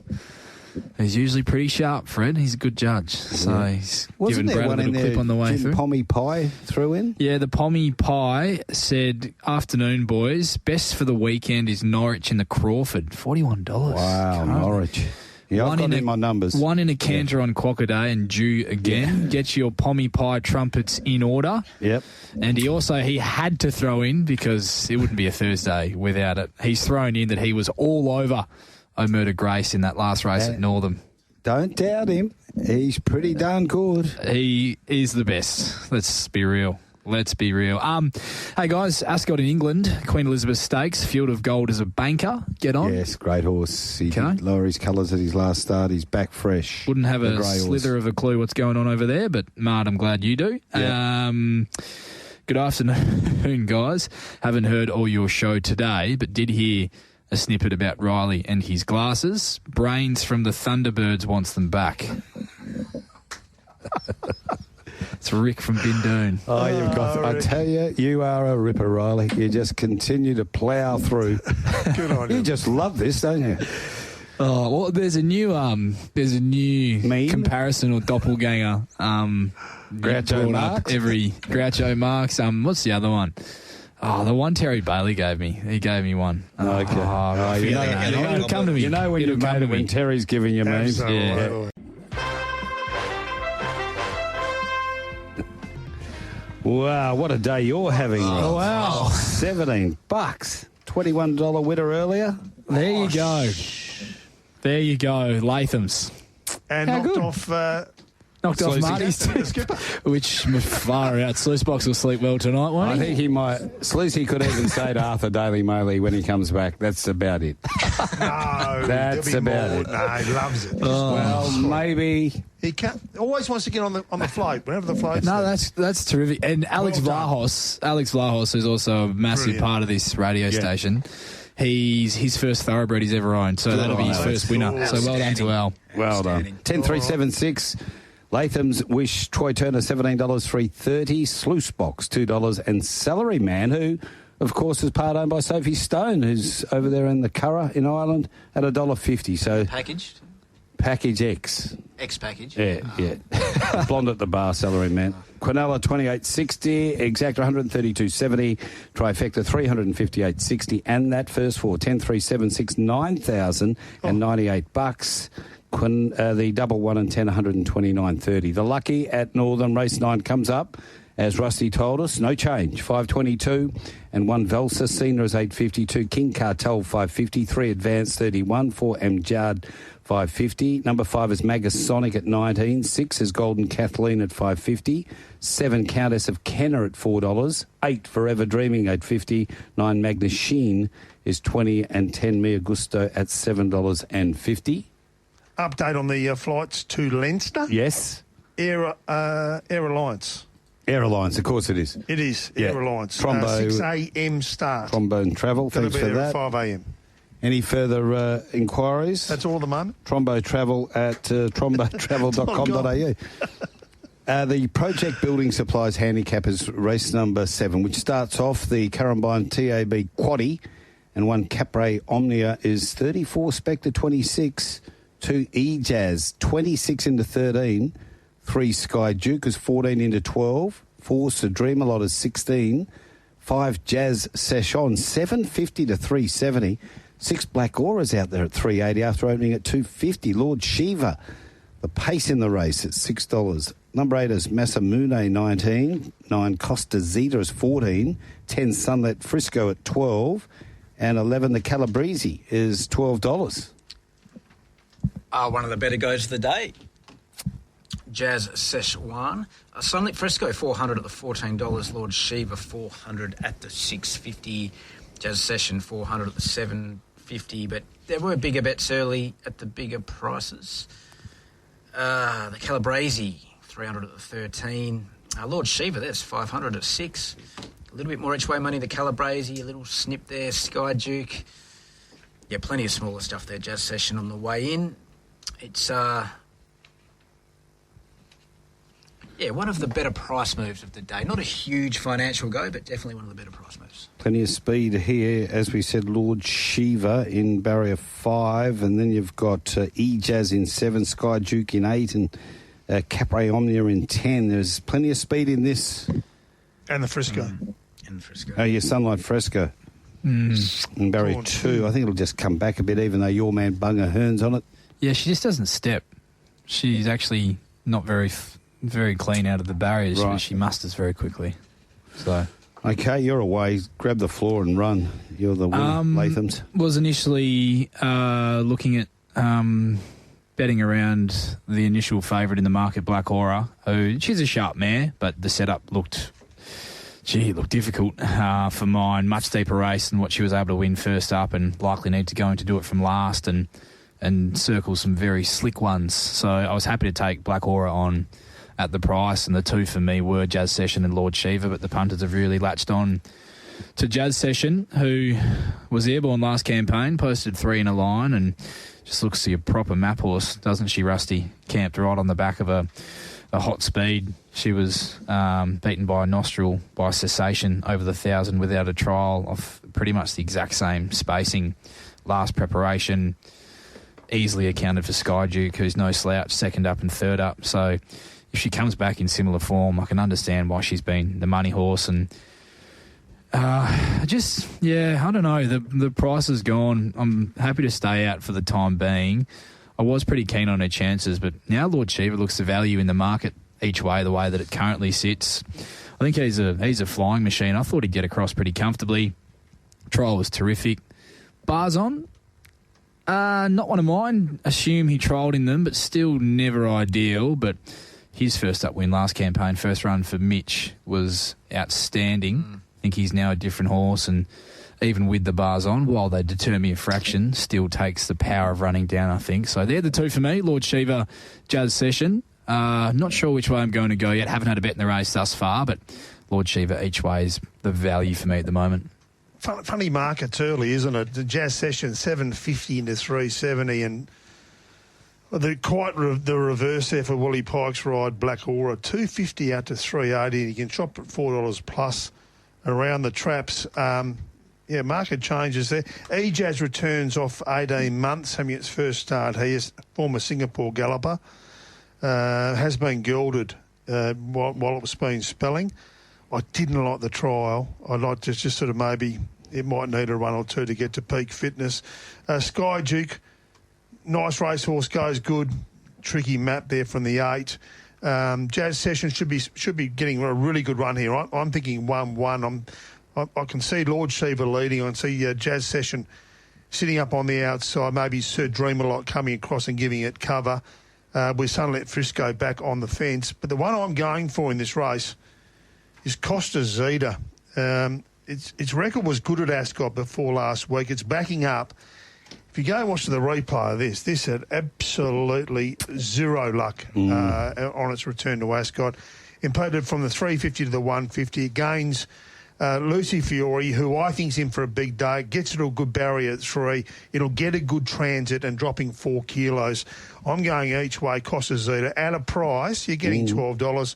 I know you can't eat value, but I reckon one of these will be landing. If not a couple of them, you could really dine out on a couple of these at the value, at the price. Yep. I'm with you. I'm going to have something Costa Zeta each way for sure at the bigger price around the traps. Our main bet will be Black Aura. Just a difference of opinion, really, with what others are alluding to in regards to the setup. I think it might turn out to be a great setup. 3 wide with cover, hot tempo. There's enough plenty of these speed horses will give a decent kick to sort of carry it into the race, and I think it's a sort of a vintage Pike setup sort of race. So, yeah, I'm pretty keen to get involved, Black Ore, and, yeah, low fours, mid-fours around the traps. That will do me fine, Mart. Yeah, I'm with you. AI gets involved here. Quaddy Leg, 6 Black Aura, 11 the Calabrese, 7 Lord Shiva, and 4 Sir Dream a Lot. Let's go into our next race, and that is race number 8, which is the second leg of the Currumbine TAB's quad. You got to go to the Currumbine. Go and see Jazz. He said he's never out of the place. He's a hard-working man. And have a chat. And then they have some in-store specials where you can win at the moment a barbecue for Christmas, just in time. Beautiful. Outstanding. And just go to Barbro's, get a few snags from the award winners there, and away you go. So, race number 8, the Swan Draft R.S. Crawford Stakes. Over the 1,200 metres, time to go 4.25, and Bustler is 22. Rope them in, 3.90. Man Crush, 34. Spec Aztec Ruler, 14. Storyville is 8.50. Rockanori, 81. Norwich is 41. Kripalenko, 126. Good to have him back. Super Smink is 3.50. Twain's Angel into 4.80. London's Image is into 6. And Angel Undercover's 41. Well, Mart. What a cracking edition. Oh, the RS. Super Smink. They started early and they got involved. They got 1,000 at the 350, 900 at the 350, 900 at the 350. All for Sminky. Aztec Ruler, 400 each way at the 14, 400 each way at the 15. A big place, about 800 at the 380. Rope them in, 400 at the $4. Twain's Angel, 300 places at the 210. More Aztec Ruler money. It's a bad result. 300 London's Image there at the 750. Nice betting race. Yeah. Yeah. Well, we've got London's Image jumping out, but Norwich with its speed from 7 comes across, and I think Lucy's quite happy just to sit in the jet stream of Norwich. Anything else happening there? Yeah, not really. Oof, maybe Twain's Angel, Man Crush, possibly. Kripalenko, but... You beauty. Just handy. Apologies to the Super Smink crowd for the sex change earlier on today as well. One of our guests may have mentioned about him, he, her, she, we. It happens. It happens, yeah. Especially in this modern era. And I don't know what you can actually do about it. It happens, mate. Yeah. Pronouns. Do you want to lead them up? Yeah, if I can. Yeah, it'd be fantastic. Beautiful. That'd be nice. Just keep an eye on the time with the timer there. So really talented mare resuming here, Super Schmink. 2 trials. I do like the fact that it's had the 2 trials. This is just a good horse. It just loves Ascot.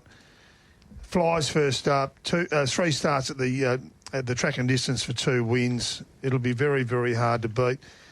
Twain's Angel, jockey changed to Brad Parnham. It was superb late in Kalgoorlie. Really, it got out of its ground. It sort of got a bit hampered in traffic when it went right back at Cal. It was probably a bit unfortunate there in the Golden Saddle, but the last 100 was just low flying. As I said, B Parnham aboard. London's Image for the new yard out there with Grant and Alana Williams. Lucy Fiore takes the ride there, drawn 1. Super tough little mare, this London's Image. Just doesn't know how to put a bad run in. Really, just tries, doesn't it? Tries its heart out. The rest of the race, Storyville, of course, one of the main chances. Rope them in. I'm going to take a knock on. So if you're out there on Saturday, I'll be on the first floor. You can come Careful up who you're sitting next to, Rusty. I'm just saying, I'm going to take a knock on it. And mainly around its Ascot figures, 2 out of 12, and I don't think the track will have much give in it. So there you go. So if you want to come up, I'll be on the first floor. Storyville, of course, one of the main chances. And the blowout here, like talking quaddy legs, Norwich. Blowout. It is the blowout. At $41, you just have to put it in.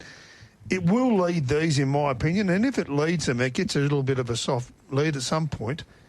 It just knows how to run them off their legs. Correct. And it blew us away a couple of times last summer. $41. There you go. The likely leader, ultra consistent horse. Doesn't know how to put in a bad race, really. And I'm not trying to jinx it. I think it's a legitimate chance at a big price. So there's the R.S. Crawford, for me, the listed race over 1,200. It just makes you wonder, doesn't it, Brad? What a prime Halatorian would have done to this field. Ooh. Yes. It just makes you wonder. That's racing. Unfortunately. That's how it goes. Won a good sixth, I reckon. Sit and watch and enjoy.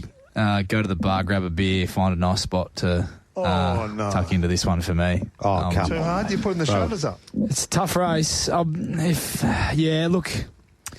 I think that you could make a case for a number of them, to be honest. Super Smink is incredibly well in under the condition of the race, but gee, she encountered some bad luck at times last preparation, and that's just, unfortunately, that's a product of her racing pattern. And I think she looks the hardest horse to beat if Chris can afford her that unimpeded flowing run into the race. So for me, she's at a right price at around that 350, 360. And yeah, the work's there. Luckless in a Black Art Bar, Moral Beat, a Eurythmic, Asian Bow soft winner when it all finally went right for her. So yeah, that's my little, I guess, concern with Super Smink, but I had her at the head of the selections, but not a race I'm overly keen on. Rope the Min's best is good enough, as we know, but just didn't seem to come up last preparation, and won that Bluff Knoll on class alone. Trials have been good. Always been a huge fan. Soft run, tracking the back of the speed. London's Image, fascinating runner. Has to be a really fascinating runner. Not well in under the white race, Marty, but the Williams team, first run, could not have trialled any better, and might just get that toe-balling run on Norwich throughout and be the first to present in the straight. So there's a few I haven't mentioned. Twain's Angel, Storyville, who I might take a set against this weekend, and even Bustler. We haven't seen him race over 1,200 since 2023. Like the fact he's only had that really short trial leading in. I think he can run a bottler of a race fresh as well at 20-1. Cracking addition. It will be interesting to see if London's Image does its usual and bores off the track. That's one thing that's... Didn't look more professional in the trials, did she not? It'll be interesting. Yeah. Little gear changes there. Rope them in, as Rylie alluded to, I think, and Wolfie has been very vocal about, didn't turn up last preparation to its best. The preparation before, once the blinkers went on at Ascot, won a lead up to the Winterbottom and gave him a bit of a spanking, including walked past, went to Western Empire. Then went to the Winterbottom and was almost without doubt the best run in the Winterbottom. Then went to the Gold Rush and was almost, well, probably the second best run in the Gold Rush because Western Empire won very well. I think he's back. I love the setup, up the gate, loved the trials, so $4 plus gets me Rope them in. Okay, AI in here is 11, London's Image. 4, you laugh, Aztec Ruler, and 7, Norwich. So some nice numbers there. Just the 3 this race? Well, you can throw in 6 Rockanori. Okay, thank you. And if you want one more, 8 Kripalenko. Good on you, Dukes. AI, thank you. 8 Kripalenko. But fair bit of confidence there with London's Image. Right now, Jared from Scarborough, yes. He's texting. He's a good man, Jared. He goes, didn't know who the extra voice on the show was today, but once I heard he was sitting out of 80% of the races and wanted a better price, I knew it was Splinters Morgan. They're not missing you, are they? Oh, there's a clubhouse. There's a clubhouse. There's a clubhouse later. There's a clubhouse. And I just wanted to get to one quickly. Glenn from Fremantle, I think this is a good one. He sent his quaddy in, but he's also said, along with it, Greg Lee was a ripper, boys. They've broken the mould he came from long ago. I went and found that cup on YouTube after hearing that interview. A couple of those backmarkers needed snorkels by the end. It dead set would be called off if that was the state of the track nowadays. That's Glenn from Freo. That's it was remarkable, wasn't it? The water, the surface water was incredible. And if you watch the ambulance, the water spraying out. It was unreal. We've even had someone fire through hashtag long live the hell. Righto, race night. We'll get this one underway because they're in the yard about to leave there at Northam. The Liquor Barons Eurythmic Stakes over the 1,400 metres, third leg of the Currumbine TAB quad. And one magnificent Andy. Wasn't he magnificent in Kalgoorlie, 310. Hemlock Stone, 31. Zipperways, 19. Mojo Rhythm, 21. Comfort Me, $8. Diamond Scene is 10. Watch Me Rock, 319 to 310. Buckets Ridge is 41. Admiration Express, 26. Spect. Bon Joy, 650, and Memory Parade is 41. Mart, watch me rock. Yep.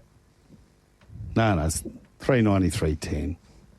All right. Say it. How's yours? Watch me rock 800 at the 390, 300 at the 320, another 500 there at the 370. Bon Joy, 300 there at the 650. Magnificent Andy, $303. Hemlock Stone, plenty of each way money about this powerful steed. Do you know what won a Perth Cup, Mark? Hemlock. Trialled the other day. Did it? You were there. How'd it work? Binos out? Probably need this run, I'd say. Wes Cameron would disagree with you. Yeah, where's he be all over it? All over it. Riles? Like white on Oh, rice. sorry, Mart's maps. Mart's, it's Comfort Me. Isn't it? It is, and Comfort Me. Yeah. And that's it. Who's your breeze horse? Maybe even, I'm not saying Breeze, but Magnificent Annie might be a bit closer in the run. I doubt there's a breeze horse in there. That was my thoughts too. Magnificent Andy, possibly to breeze, but Yeah. Yeah, maybe. Yeah, I'm with you. It's 2-3 clear and tucked up on the fence. Anyway, there's something said the Breeze. Royal Force, it used to like the Breeze. Tough pacer from the Retzlaff camp. Well, Yeah, where Mac you could remember that, wouldn't you, Mac? Sitting in the Breeze. Royal Force. Yeah, pure steel. Oh, what a beauty he was. Royal Force. Yeah, pure steel. They were He was good another breeze Ryan horses. horse, wasn't he? Oh, Yeah. great breeze horse. Phil Coulson was the best in the world, wasn't he? He used to win that many races by driving in the death seat, as we used to call it, before the Wokies stepped in. And you're not allowed to say that anymore. No, But, careful. Yeah, you've got to Become be very careful. fashionable, though, the Breeze. Yeah, people want to be there now. But you could be sitting there and you can't say shotgun anymore either, riding shotgun. But anyway, that's the world that we live in. But yeah, look, Phil Coulson drove that many winners from the Breeze, and he used to do it because, as he once told me, Marty, you can dictate the pace from there. Correct. You're not dictated to. And so 100%. he turned that into an absolute art form, the great Philip Charles Coulson. And then down the line, Justin Warwick could do it from 3 wide. Yeah. He used to sit 3 deep on them and dictate from out there and still win. Good horses to do it. Yep. Good horses to do that, particularly those top, Grand Circuit fast class horses that were going around. But, when they were good enough to do that, there was something a bit special about those horses that could breeze in the very best of company and just grind them into the deck. Beautifully said, Mac. Now we're going to let you go get the colours. We're going to concentrate here and try and knock this over. Summer Dixon is being interviewed at the moment, so number 4's her horse in this race. 3 minutes to go through the Eurythmic. Well, I reckon You're we'll hold ambitious. it. We'll You're hold ambitious. it. But we've got to get up to Kalgoorlie. Craig Smith, I've got him down for about a 5:15er, so... Well, 40 minutes, it's all right. Yeah, Just, too easy enough. I've got nowhere to be. Oh, well, I'll tell you what I'll You're do. panicking. Tell you what we'll do. I'm panicking, did you say? You are. Craig only needs 5 minutes. We'll get the Mauler's tips for Morley Mitsubishi, Yes. because one of his daughters has texted and said, you haven't read Dad's tips out yet. There's one off the text line here that says, hang on a minute, I'm going to find it. Mm. It was, now I've just, there's so while many you're to doing get this, through I'm here. going to sneak the AI tips in because I want to sneak them in, right? This is where he's gone really, really On race wide. 9. Right, he's gone 8, Buckets Ridge, from 4, Mojo Rhythm, 5, Comfort Me, and 1, Magnificent Andy. He'll be needing some Comfort Me at the end of that race, Yeah. I think. There you go. There you go. One off the Funny text things have line. happened. Yes. I'm off to buy a Triton after hearing that Mitsubishi ad, and I don't even want one. That's what happens, though. See, that's the art of He advertising. can seduce you into the yard. Now, quickly, can I do the Yes, Mauler's Mail? Mauler's Mail. Here we go. for Saturday the 18th. Race 1, he's with us. Saturday sesh, he was in Kalgoorlie. That's Yeah. why he's with it. Race 2, Pygmalion. Race 3, Moonwalk. Race 4, the Mauler likes Pure Excess down the bottom, the maiden. $3, Race 5, Excel Train. $3.90, Race 6, Wembanyama. $2.45. Race 7, Jazz Session. The Session is $3.70. Race 8, London's Image. Wow, into $6. Don't mind it. Race 9, Magnificent Andy. 310 he had to be on after being in the Golden Saddle. I'll let you guess which horse he's on. Oh, it's his favourite, Eccentric Nature. Oh, it's always been his favourite. It's been, and that's his best for the day as well. Yep.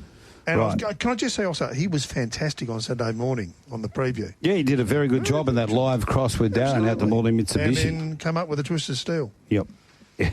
And one in the last they're still looking for. He could become another Lindsay Severn in reverse. Ryan, looking forward to the first. We're up to the Goldfields. Craig Smith, CEO of the KBRC, joins us. Final meeting of the season on October 19 this Sunday. G'day, Craig. Good afternoon. How are things as you start to wind down this season? I bet you it's gone quickly. Well, yeah, very quickly. It's a lot quieter than it was probably a month ago, that's for sure. Nobody ringing up for tickets for Sunday? Free entry? No, yeah. A free entry and a bit of a thanks to all the people who helped us during the year. Heaps of them, actually. Lots of people. Lots of people to thank. How are you going, Smithy, in the aftermath of the round? Have you recovered yet? Oh, it's weird, mate. The phone was ringing non-stop and the emails were non-stop, and now it's just silence. So it's just clean up and thank everyone for the round, and, yeah, just see how we go to make things better again for next year. And, mate, how's all the numbers looking at the end of the round there, Craig? You're happy with it? The club happy with a very successful Kalgoorlie Cup day? Just a little bit quieter on the Hannans Day, but all in all, a great couple of days of racing. Yeah, it was good, man. I think we're a bit stressed about finding the staff because there's heaps of things happening in Kalgoorlie in that week. So for it to go the way it did, and we had the right amount of staff, that's a big win for us, mate, because that was probably the main thing we were really worried about, staffing issues. But in the end, it was all good. Yeah, incredible. There was about 10,000 people just outside of town with the dirt races, the Piccadilly. Yeah, mate, it's a big deal, and it's really cool to see, too. I'd like to go out there as well, so hopefully they do it after the round. I think it's not back till 2028, though. Yeah, every third year, which is good. Any changes or any thoughts about any changes to next year's rounds format?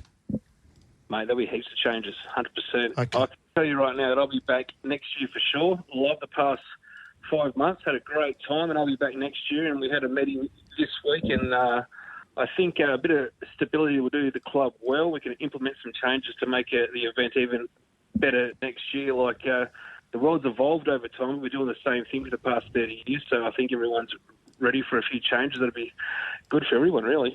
Time-honoured Tonkin Newmarket on Sunday. It's always been that closing meeting of the season. Free entry, and all of the award winners will be presented in the mounting yard. Is that right, throughout the day? Yeah, that's right, after the last, mate, 100%. Have they all been decided, Craig? I think Peter Fernie might have someone at his heels for the trainer of the year. Not too sure. I might have to check that. Yeah. I think Tash Faithful, is she back? Sorry? She is. She had a bit of a rest, but I think Lucy overtook her over the round. I'm not sure if she's got a chance to come back at that one. I'll have to have a look at that. But I know before the round, Tash was in front, but Lucy had a pretty good round. I'll have to have a look at that one. Mm-hmm. And anything else planned on the day? Oh, mate, I think just everyone's after just a relaxing good time. We've had really good weather leading up to it, and we've got 36 tomorrow, 37 Saturday, and it drops down to late 20s on Sunday. So Gee, the guys have been looking after us all year. Yeah. Craig, we were very lucky over the round too. When you look back, there was that unforeseen storm that came through on the Sunday after the Kalgoorlie Cup. And, of course, we had that 37 degrees on the Friday, which, again, was a great day for sportsmen's lunches and such, but it wasn't really the ideal day for racing. So the weather's been very kind this year. No such thing as luck, mate. I think we're just good people, and good things happen to good people. It's as simple as that. Very good, mate. Very, very good indeed. I hope there's a crowd there on Sunday. 7 races, good fields there. Good way to finish off the season for you. And we look forward. Everyone's busy, mate. We've got Leinster up on Saturday as well. Yep. Early start. Yeah, early start there. Yeah, so it's a busy week for everybody because obviously heaps of people in the club are involved with what's going to happen up north. And then they'll come back on the Sunday, and hopefully after that we'll enjoy a few beers. So I hope all the members get down. We might even put a few over the bar. A few beers. down there. Now, just one last one. Are you aware that they're looking at putting the AFL season back maybe 2 weeks, which will clash then, of course, with the. Mate. It could clash with the round. That's bad for them, not us. Everyone will always head to the Cow Cup. Okay. All right, mate. We've got to get moving. Good on you, Craig. All the best for that final meeting of the season. Thanks, Smithy. All right. See you later. Bye. Craig Smith, KBRC CEO. Right, let's get cracking because we've only got 6 minutes to Mandurah race number 1. Who's Alice is our favourite. Let's go, Rylie, in the second last.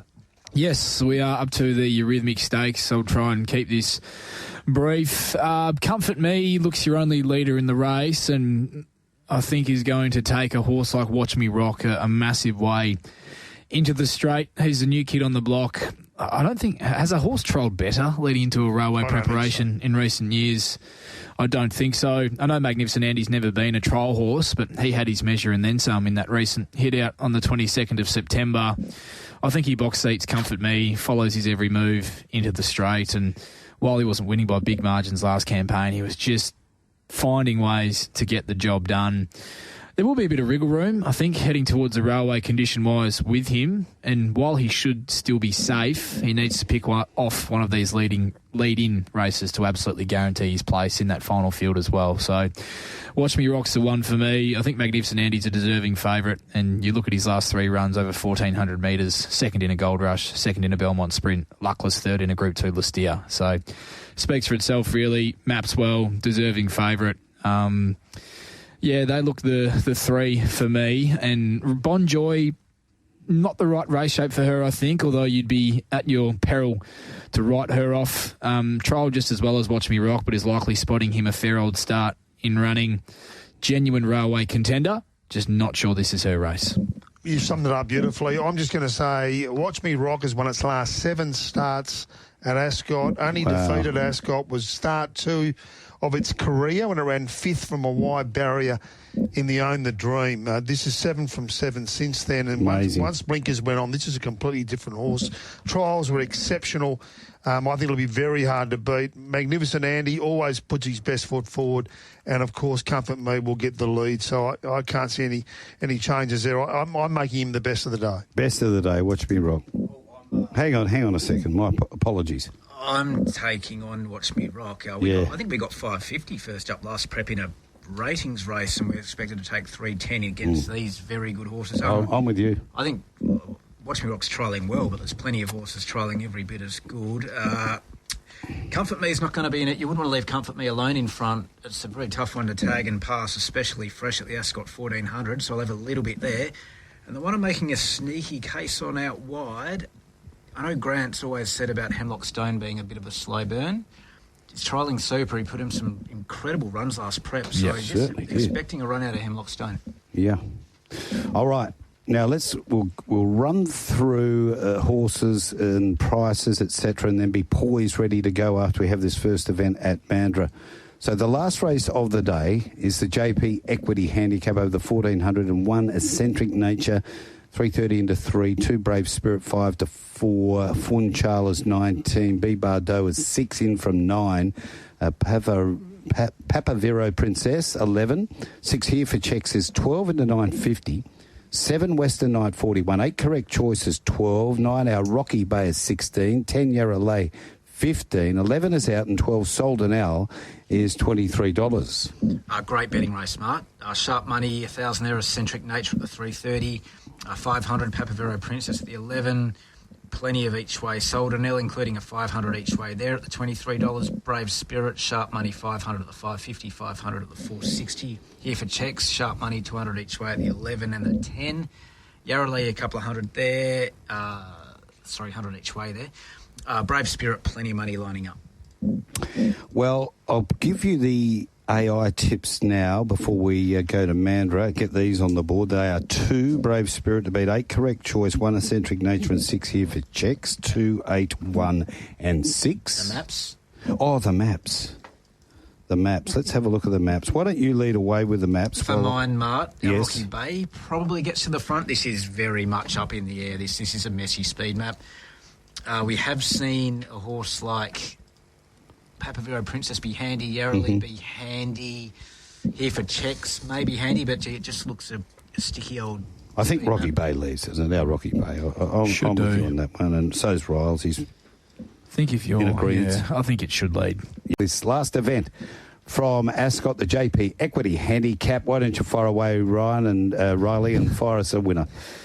Well, I think Eccentric Nature does look a little thin at the $3. Here for checks, I didn't think was too much, if anything at all, of an inferior run to him on return from the gate. Considered a lot closer in running here. Second up, has a terrific second up record and goes around double figures. Easy bet for me. Here for checks in the last. Going to have something on Rylie as well at double figures, who should have been in the finish with Eccentric Nature 2 starts ago. Gets 2 kilos on him here. One's drawn 12, the other's drawn 2. He's $3, she's $16. It's another easy bet for me, and might even look at having a small little chop out on the leader, who should be able to control in our Rocky Bay as well, who is a much better horse at Ascot. Should waltz to the top, and had excuses both runs back at Belmont, like the fact that he's been given a little freshen up as well, getting back to the races. So to put it in maybe a more summated version, Rylie here for checks, 2 bets, and might have a little chop out on our Rocky Bay. Mate, I don't know if it's just a good thing or a bad thing, Riley, but every time you and I line up, sometimes it backfires on us. I'd be steering clear. No, the reason I'm saying it, mate, the top 2 have been very well supported. Brave Spirit into $4, the favourite into 3. Yeah. I like a 2-bet strategy here. I very rarely do a 2-bet strategy. I really like Papa Vero Princess. I like the horse. The horse loves Ascot. The trial was soft as. It's either been a winner or been placed at 11 of its 13 starts. It's just a horse that just gives every time. Each way at the $11-12 would be fantastic. Rylie just looked like it was unfortunate, the way that the race panned out in Kalgoorlie. I think you'll see it back here. 1,400 metres at Ascot's more its go. I love the barrier change to 2. I'm in that yard as well. So I'm going each way strategy, Papa Vero Princess and Rylie, both around the $12, $15. And I will also be getting in to the top 2. I think they're short enough, and I think they've both got convictions about them. I've had a little something here for checks. Sorry, our Rocky Bay, just on the fact that it'll lead. I think it might get away with a bit of moida. Brave Spirit's someone I've backed. I think the price should get back out to about $5 or whatever. Was forgivable enough first up. It's got very, very strong form lines. Not sure how this race is going to map. That's a concern. Could make a case for 8 or 9 of these 100%. Including the horses the guys have all mentioned, but I think Brave Spirit's got a real... I think the stable's always had a really big... Yeah, they have. They got it into the blocker. I think they really like it. So if it backs up their judgment of the horse, it should be going very close in this. Right, let's round out our best bets on the card. Start off with you, Riles. Yep. Best bets for me on the weekend, like the drift with Just St. James in race 2 on the program. Easy bet for me. Pretty keen on Magda's Choice in the 4th to beat Pure Excess, the maiden, although if she does beat me, then too good. Race 5, one of my favourite betting races of the day. I'm taking on the favourite Excel Train with both Profit and Power and Rocking Society. Very keen on that 2-bet play.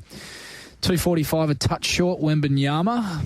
Going to wait, but do think he can win again in the Eurythmic Watch Me Rock. Love the run he's going to get. Toe balling, Comfort Me into the straight. And in the last, here for checks and Rylie. Might even have something small on a 3rd horse at our Rocky Bay. But when they're at those prices, you can do that. Rusty. Absolutely. Plenty of value there this weekend. I like Saturday's session, the first. We declared this horse and we said he'd be an Ascot horse early in the season. We've got to stick with that.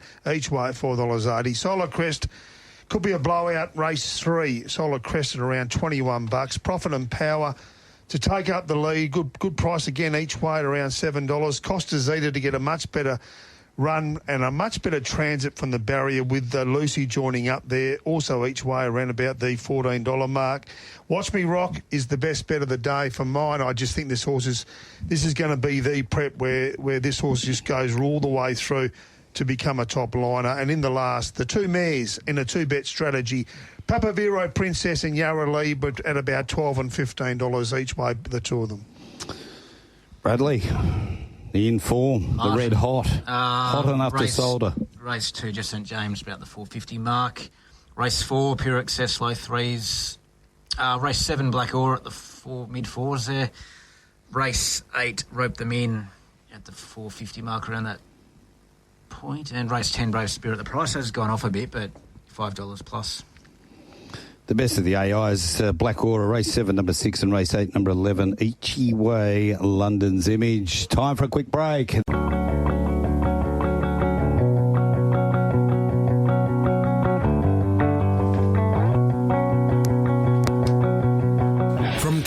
In the far north to Esperance in the deep southeast. This is TABradio Racing and Sport. Thank you very much. Time to say goodbye to you, Bradley. You've been very good today. Thanks. He's been up and about, hasn't he, for the week? Apparently, Perth Racing have been trying to get him to replace Big John for Saturday, making why not little public appearances in the Big apricot Brad. number. Big Brad Bosch. Right. Thanks for coming in, Brad. Good on you, mate. You've Thanks, been Brad. fantastic. We need to get a look at these bigger races. Let's start off with the Everest. Let's get some tips from you boys. First off, I'll lead it up. Lady Shenandoah to be Tempted, Angel Capital, and I'm throwing an absolute Maddie in. Oh, I'm not. AI is. Mazoo to fall into 4th. Taking a complete set against Ka Ying Rising. Wow, there you go. Not in your first 4? No. Okay. Oh, it's AI. It's not me. Well, Isn't that it though? Isn't it? It'll be just far too good for him, or it'll run last. Be a flopperoo. which way are you going? I know which way I'm going. I just see, because I don't do any in-depth form over there. I like having a little, just a little invested interest. The two for me are a War Machine and Tempted.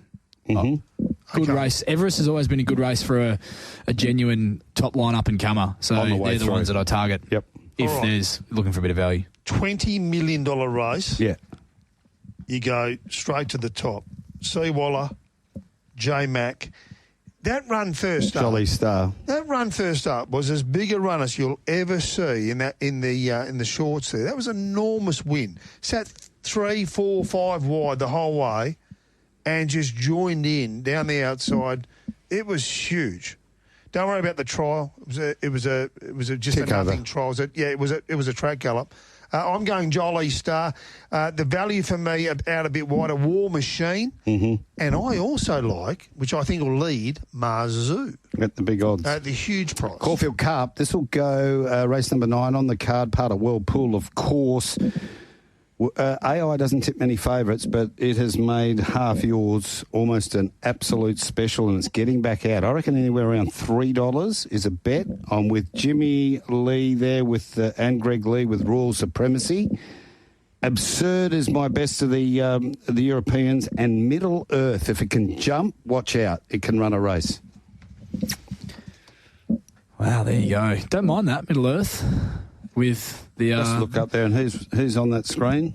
M. Zara, the big dog, my favourite Eastern States jockey there going around, Mark Zara. Well, he's on Middle Earth. Look at that. There you go.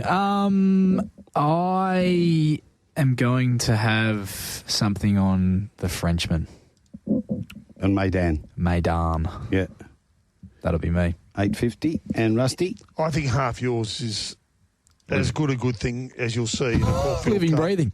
No, in a Caulfield Cup. Yep. Well, what was that one in the pandemic of Moody's? It's as good as it. Yeah. There you go. And like $2.90, $3. It'll get to $3, no risk. Drawn 2, Jamie Mullum. If you're going wider to try to save, the only other danger I think to it is Robbie Dolan, the old Singapore jock, who's back. Royal Supremacy from Ireland. Great record. Really big win there. Last start in the Metrop, and they're the two for mine. Okay, the 1,000 Guineas is another Group 1 on the day, and I know Apocalyptic is on everyone's lips, but that win of get a good feeling was amazing. So I'm going, AI's going 4 to beat 12, Mating Call, Chateau, and Cherish Me. Chateau. Yeah. Any thoughts on the 1,000 Guineas, anyone? If not, favourite. Forever Hold Your Peace. Both with Apocalyptic. Yeah, wins. The Moonga Plate, so these are legs of the quaddie. Media World, gee, it was a good run last start, and the start before. Warney had no luck. 6-11, Payliners 9, West Star can run a race at 5, and Private Eye back in 5th at 2. He'd want to run a race in this field. The lucky last, the Tristark. What about the win of Splashback? And I'm going with it again. 2 to beat 10, Tulleries, 4, Lady Jones, 6, Glasgow Lass, and 8, Sassy Boom. I was at the Valley on Manikato night, Mart, and let me tell you, it wasn't an enjoyable one from a pocket sense, but Splashback got me out in the last, so got to follow up for the big man. Up into that 3 wide line and got the toe in. I rose as a horse just came around the corner. There's no better place to watch him like that. There's nothing like it. You can see him coming. Yeah. It's a great feeling. And no one in the vicinity was on either. I think I was the only one who'd Splashback. When they're swooping. But when it's the other way. When you're leading, you can see they're coming. And you're thinking, it's only a short straight. I'm nearly home here. And then they go bang, you don't run a place. I'm going Mark Zara in the last. There you go. Tulleries, that's the one we've got to run second. So AI and the Silver Eagle, it's blown it up here. 9, Sabage. But when I went back and looked at its run in Adelaide, gee, it was a big run. I think was that the Goodwood? 6, Raikkonen will lead. 13, Harlem Queen. 8 and 10. A couple of roughies there. I'm a big fan of Gerringong as a horse. Yeah, in the blue and white colours. King Charles? In the King Charles, surely Fangirl's got to be the one to beat. Wasn't it, last start? Huge. I'm going for Lightning to strike twice with 4, Lake Forest. 8. Now, the form out of the Epsom, it always holds up somewhere. Yep. So I'm going 8 and 12, 8 and 9, Pia and El Costello, and 12 down the bottom, the filly within the law. Can run a bit of a race. So 4, 8, 9 and 12 48 there. kilos. Yeah. Geez, you'd have to think, how'd you like me riding 48? I'm warming to Lake Forest. Yeah. Remember its win that last one. It was amazing. Proper win, and that's a proper race of Golden Eagle. Tell you what is a proper man too is the nephew, Big Matty Young. He's a beauty. He's a ripper. They tell me when WWE were in town, I don't know which one it was, but he got injured, and they sent out a cheerio, and they said, "Is the big fella available?" And I think he was calling it Calabaron or something like that. Otherwise, he was in. He was in, and I was going to be in his corner with the bucket. He would have held his own too. I reckon. Don't worry about that. Right. He would have held his own too. He's a heavyweight specimen. He would have been all right. He's got that look about him. He's got that little grin about him at the moment. He's like he's cooking up something. All the best to the team in Leinster. Yeah. Early start. Don't forget, be out there 6 a.m. The plane is in the air. Yeah. Mandurah race number 2 is not far away either. Thursdays at Mandurah, the novice over the 300. And a wave of fun is $2.20 into $1.95, and on top there for Slavitsk. Knox George is $3.40 out to $4.40. $4.60 out to $5.50 goes roaming around. And the top has been firm at $6.50. So 2, 3, 1 and 8 are the selections there for Ryan Levitsky. Thanks for our sponsors. Who's won it for the Mundaring Hotel? I'm going to give it to Glenn from Freo. Glenn of Freo. Very good. Going to give it to Glenn for his Greg Lee. Okay. He'll love it up there at the Mundaring. Honourable mention to Jared from Scarborough. Jared's won a few. Jared's won one already, so give it to Glennie. And I'll be on the first floor at Ascot if anyone wants to say hello. And if I can rope them in, get up there to see us on the first floor. Beautifully done, Rusty. They don't let me in, Rusty, so I'll wave at you. Also, if you want to go anywhere in the world, give Trombone Travel a ring as well. But let's go down to Mandurah. Here's Ryan Levitsky.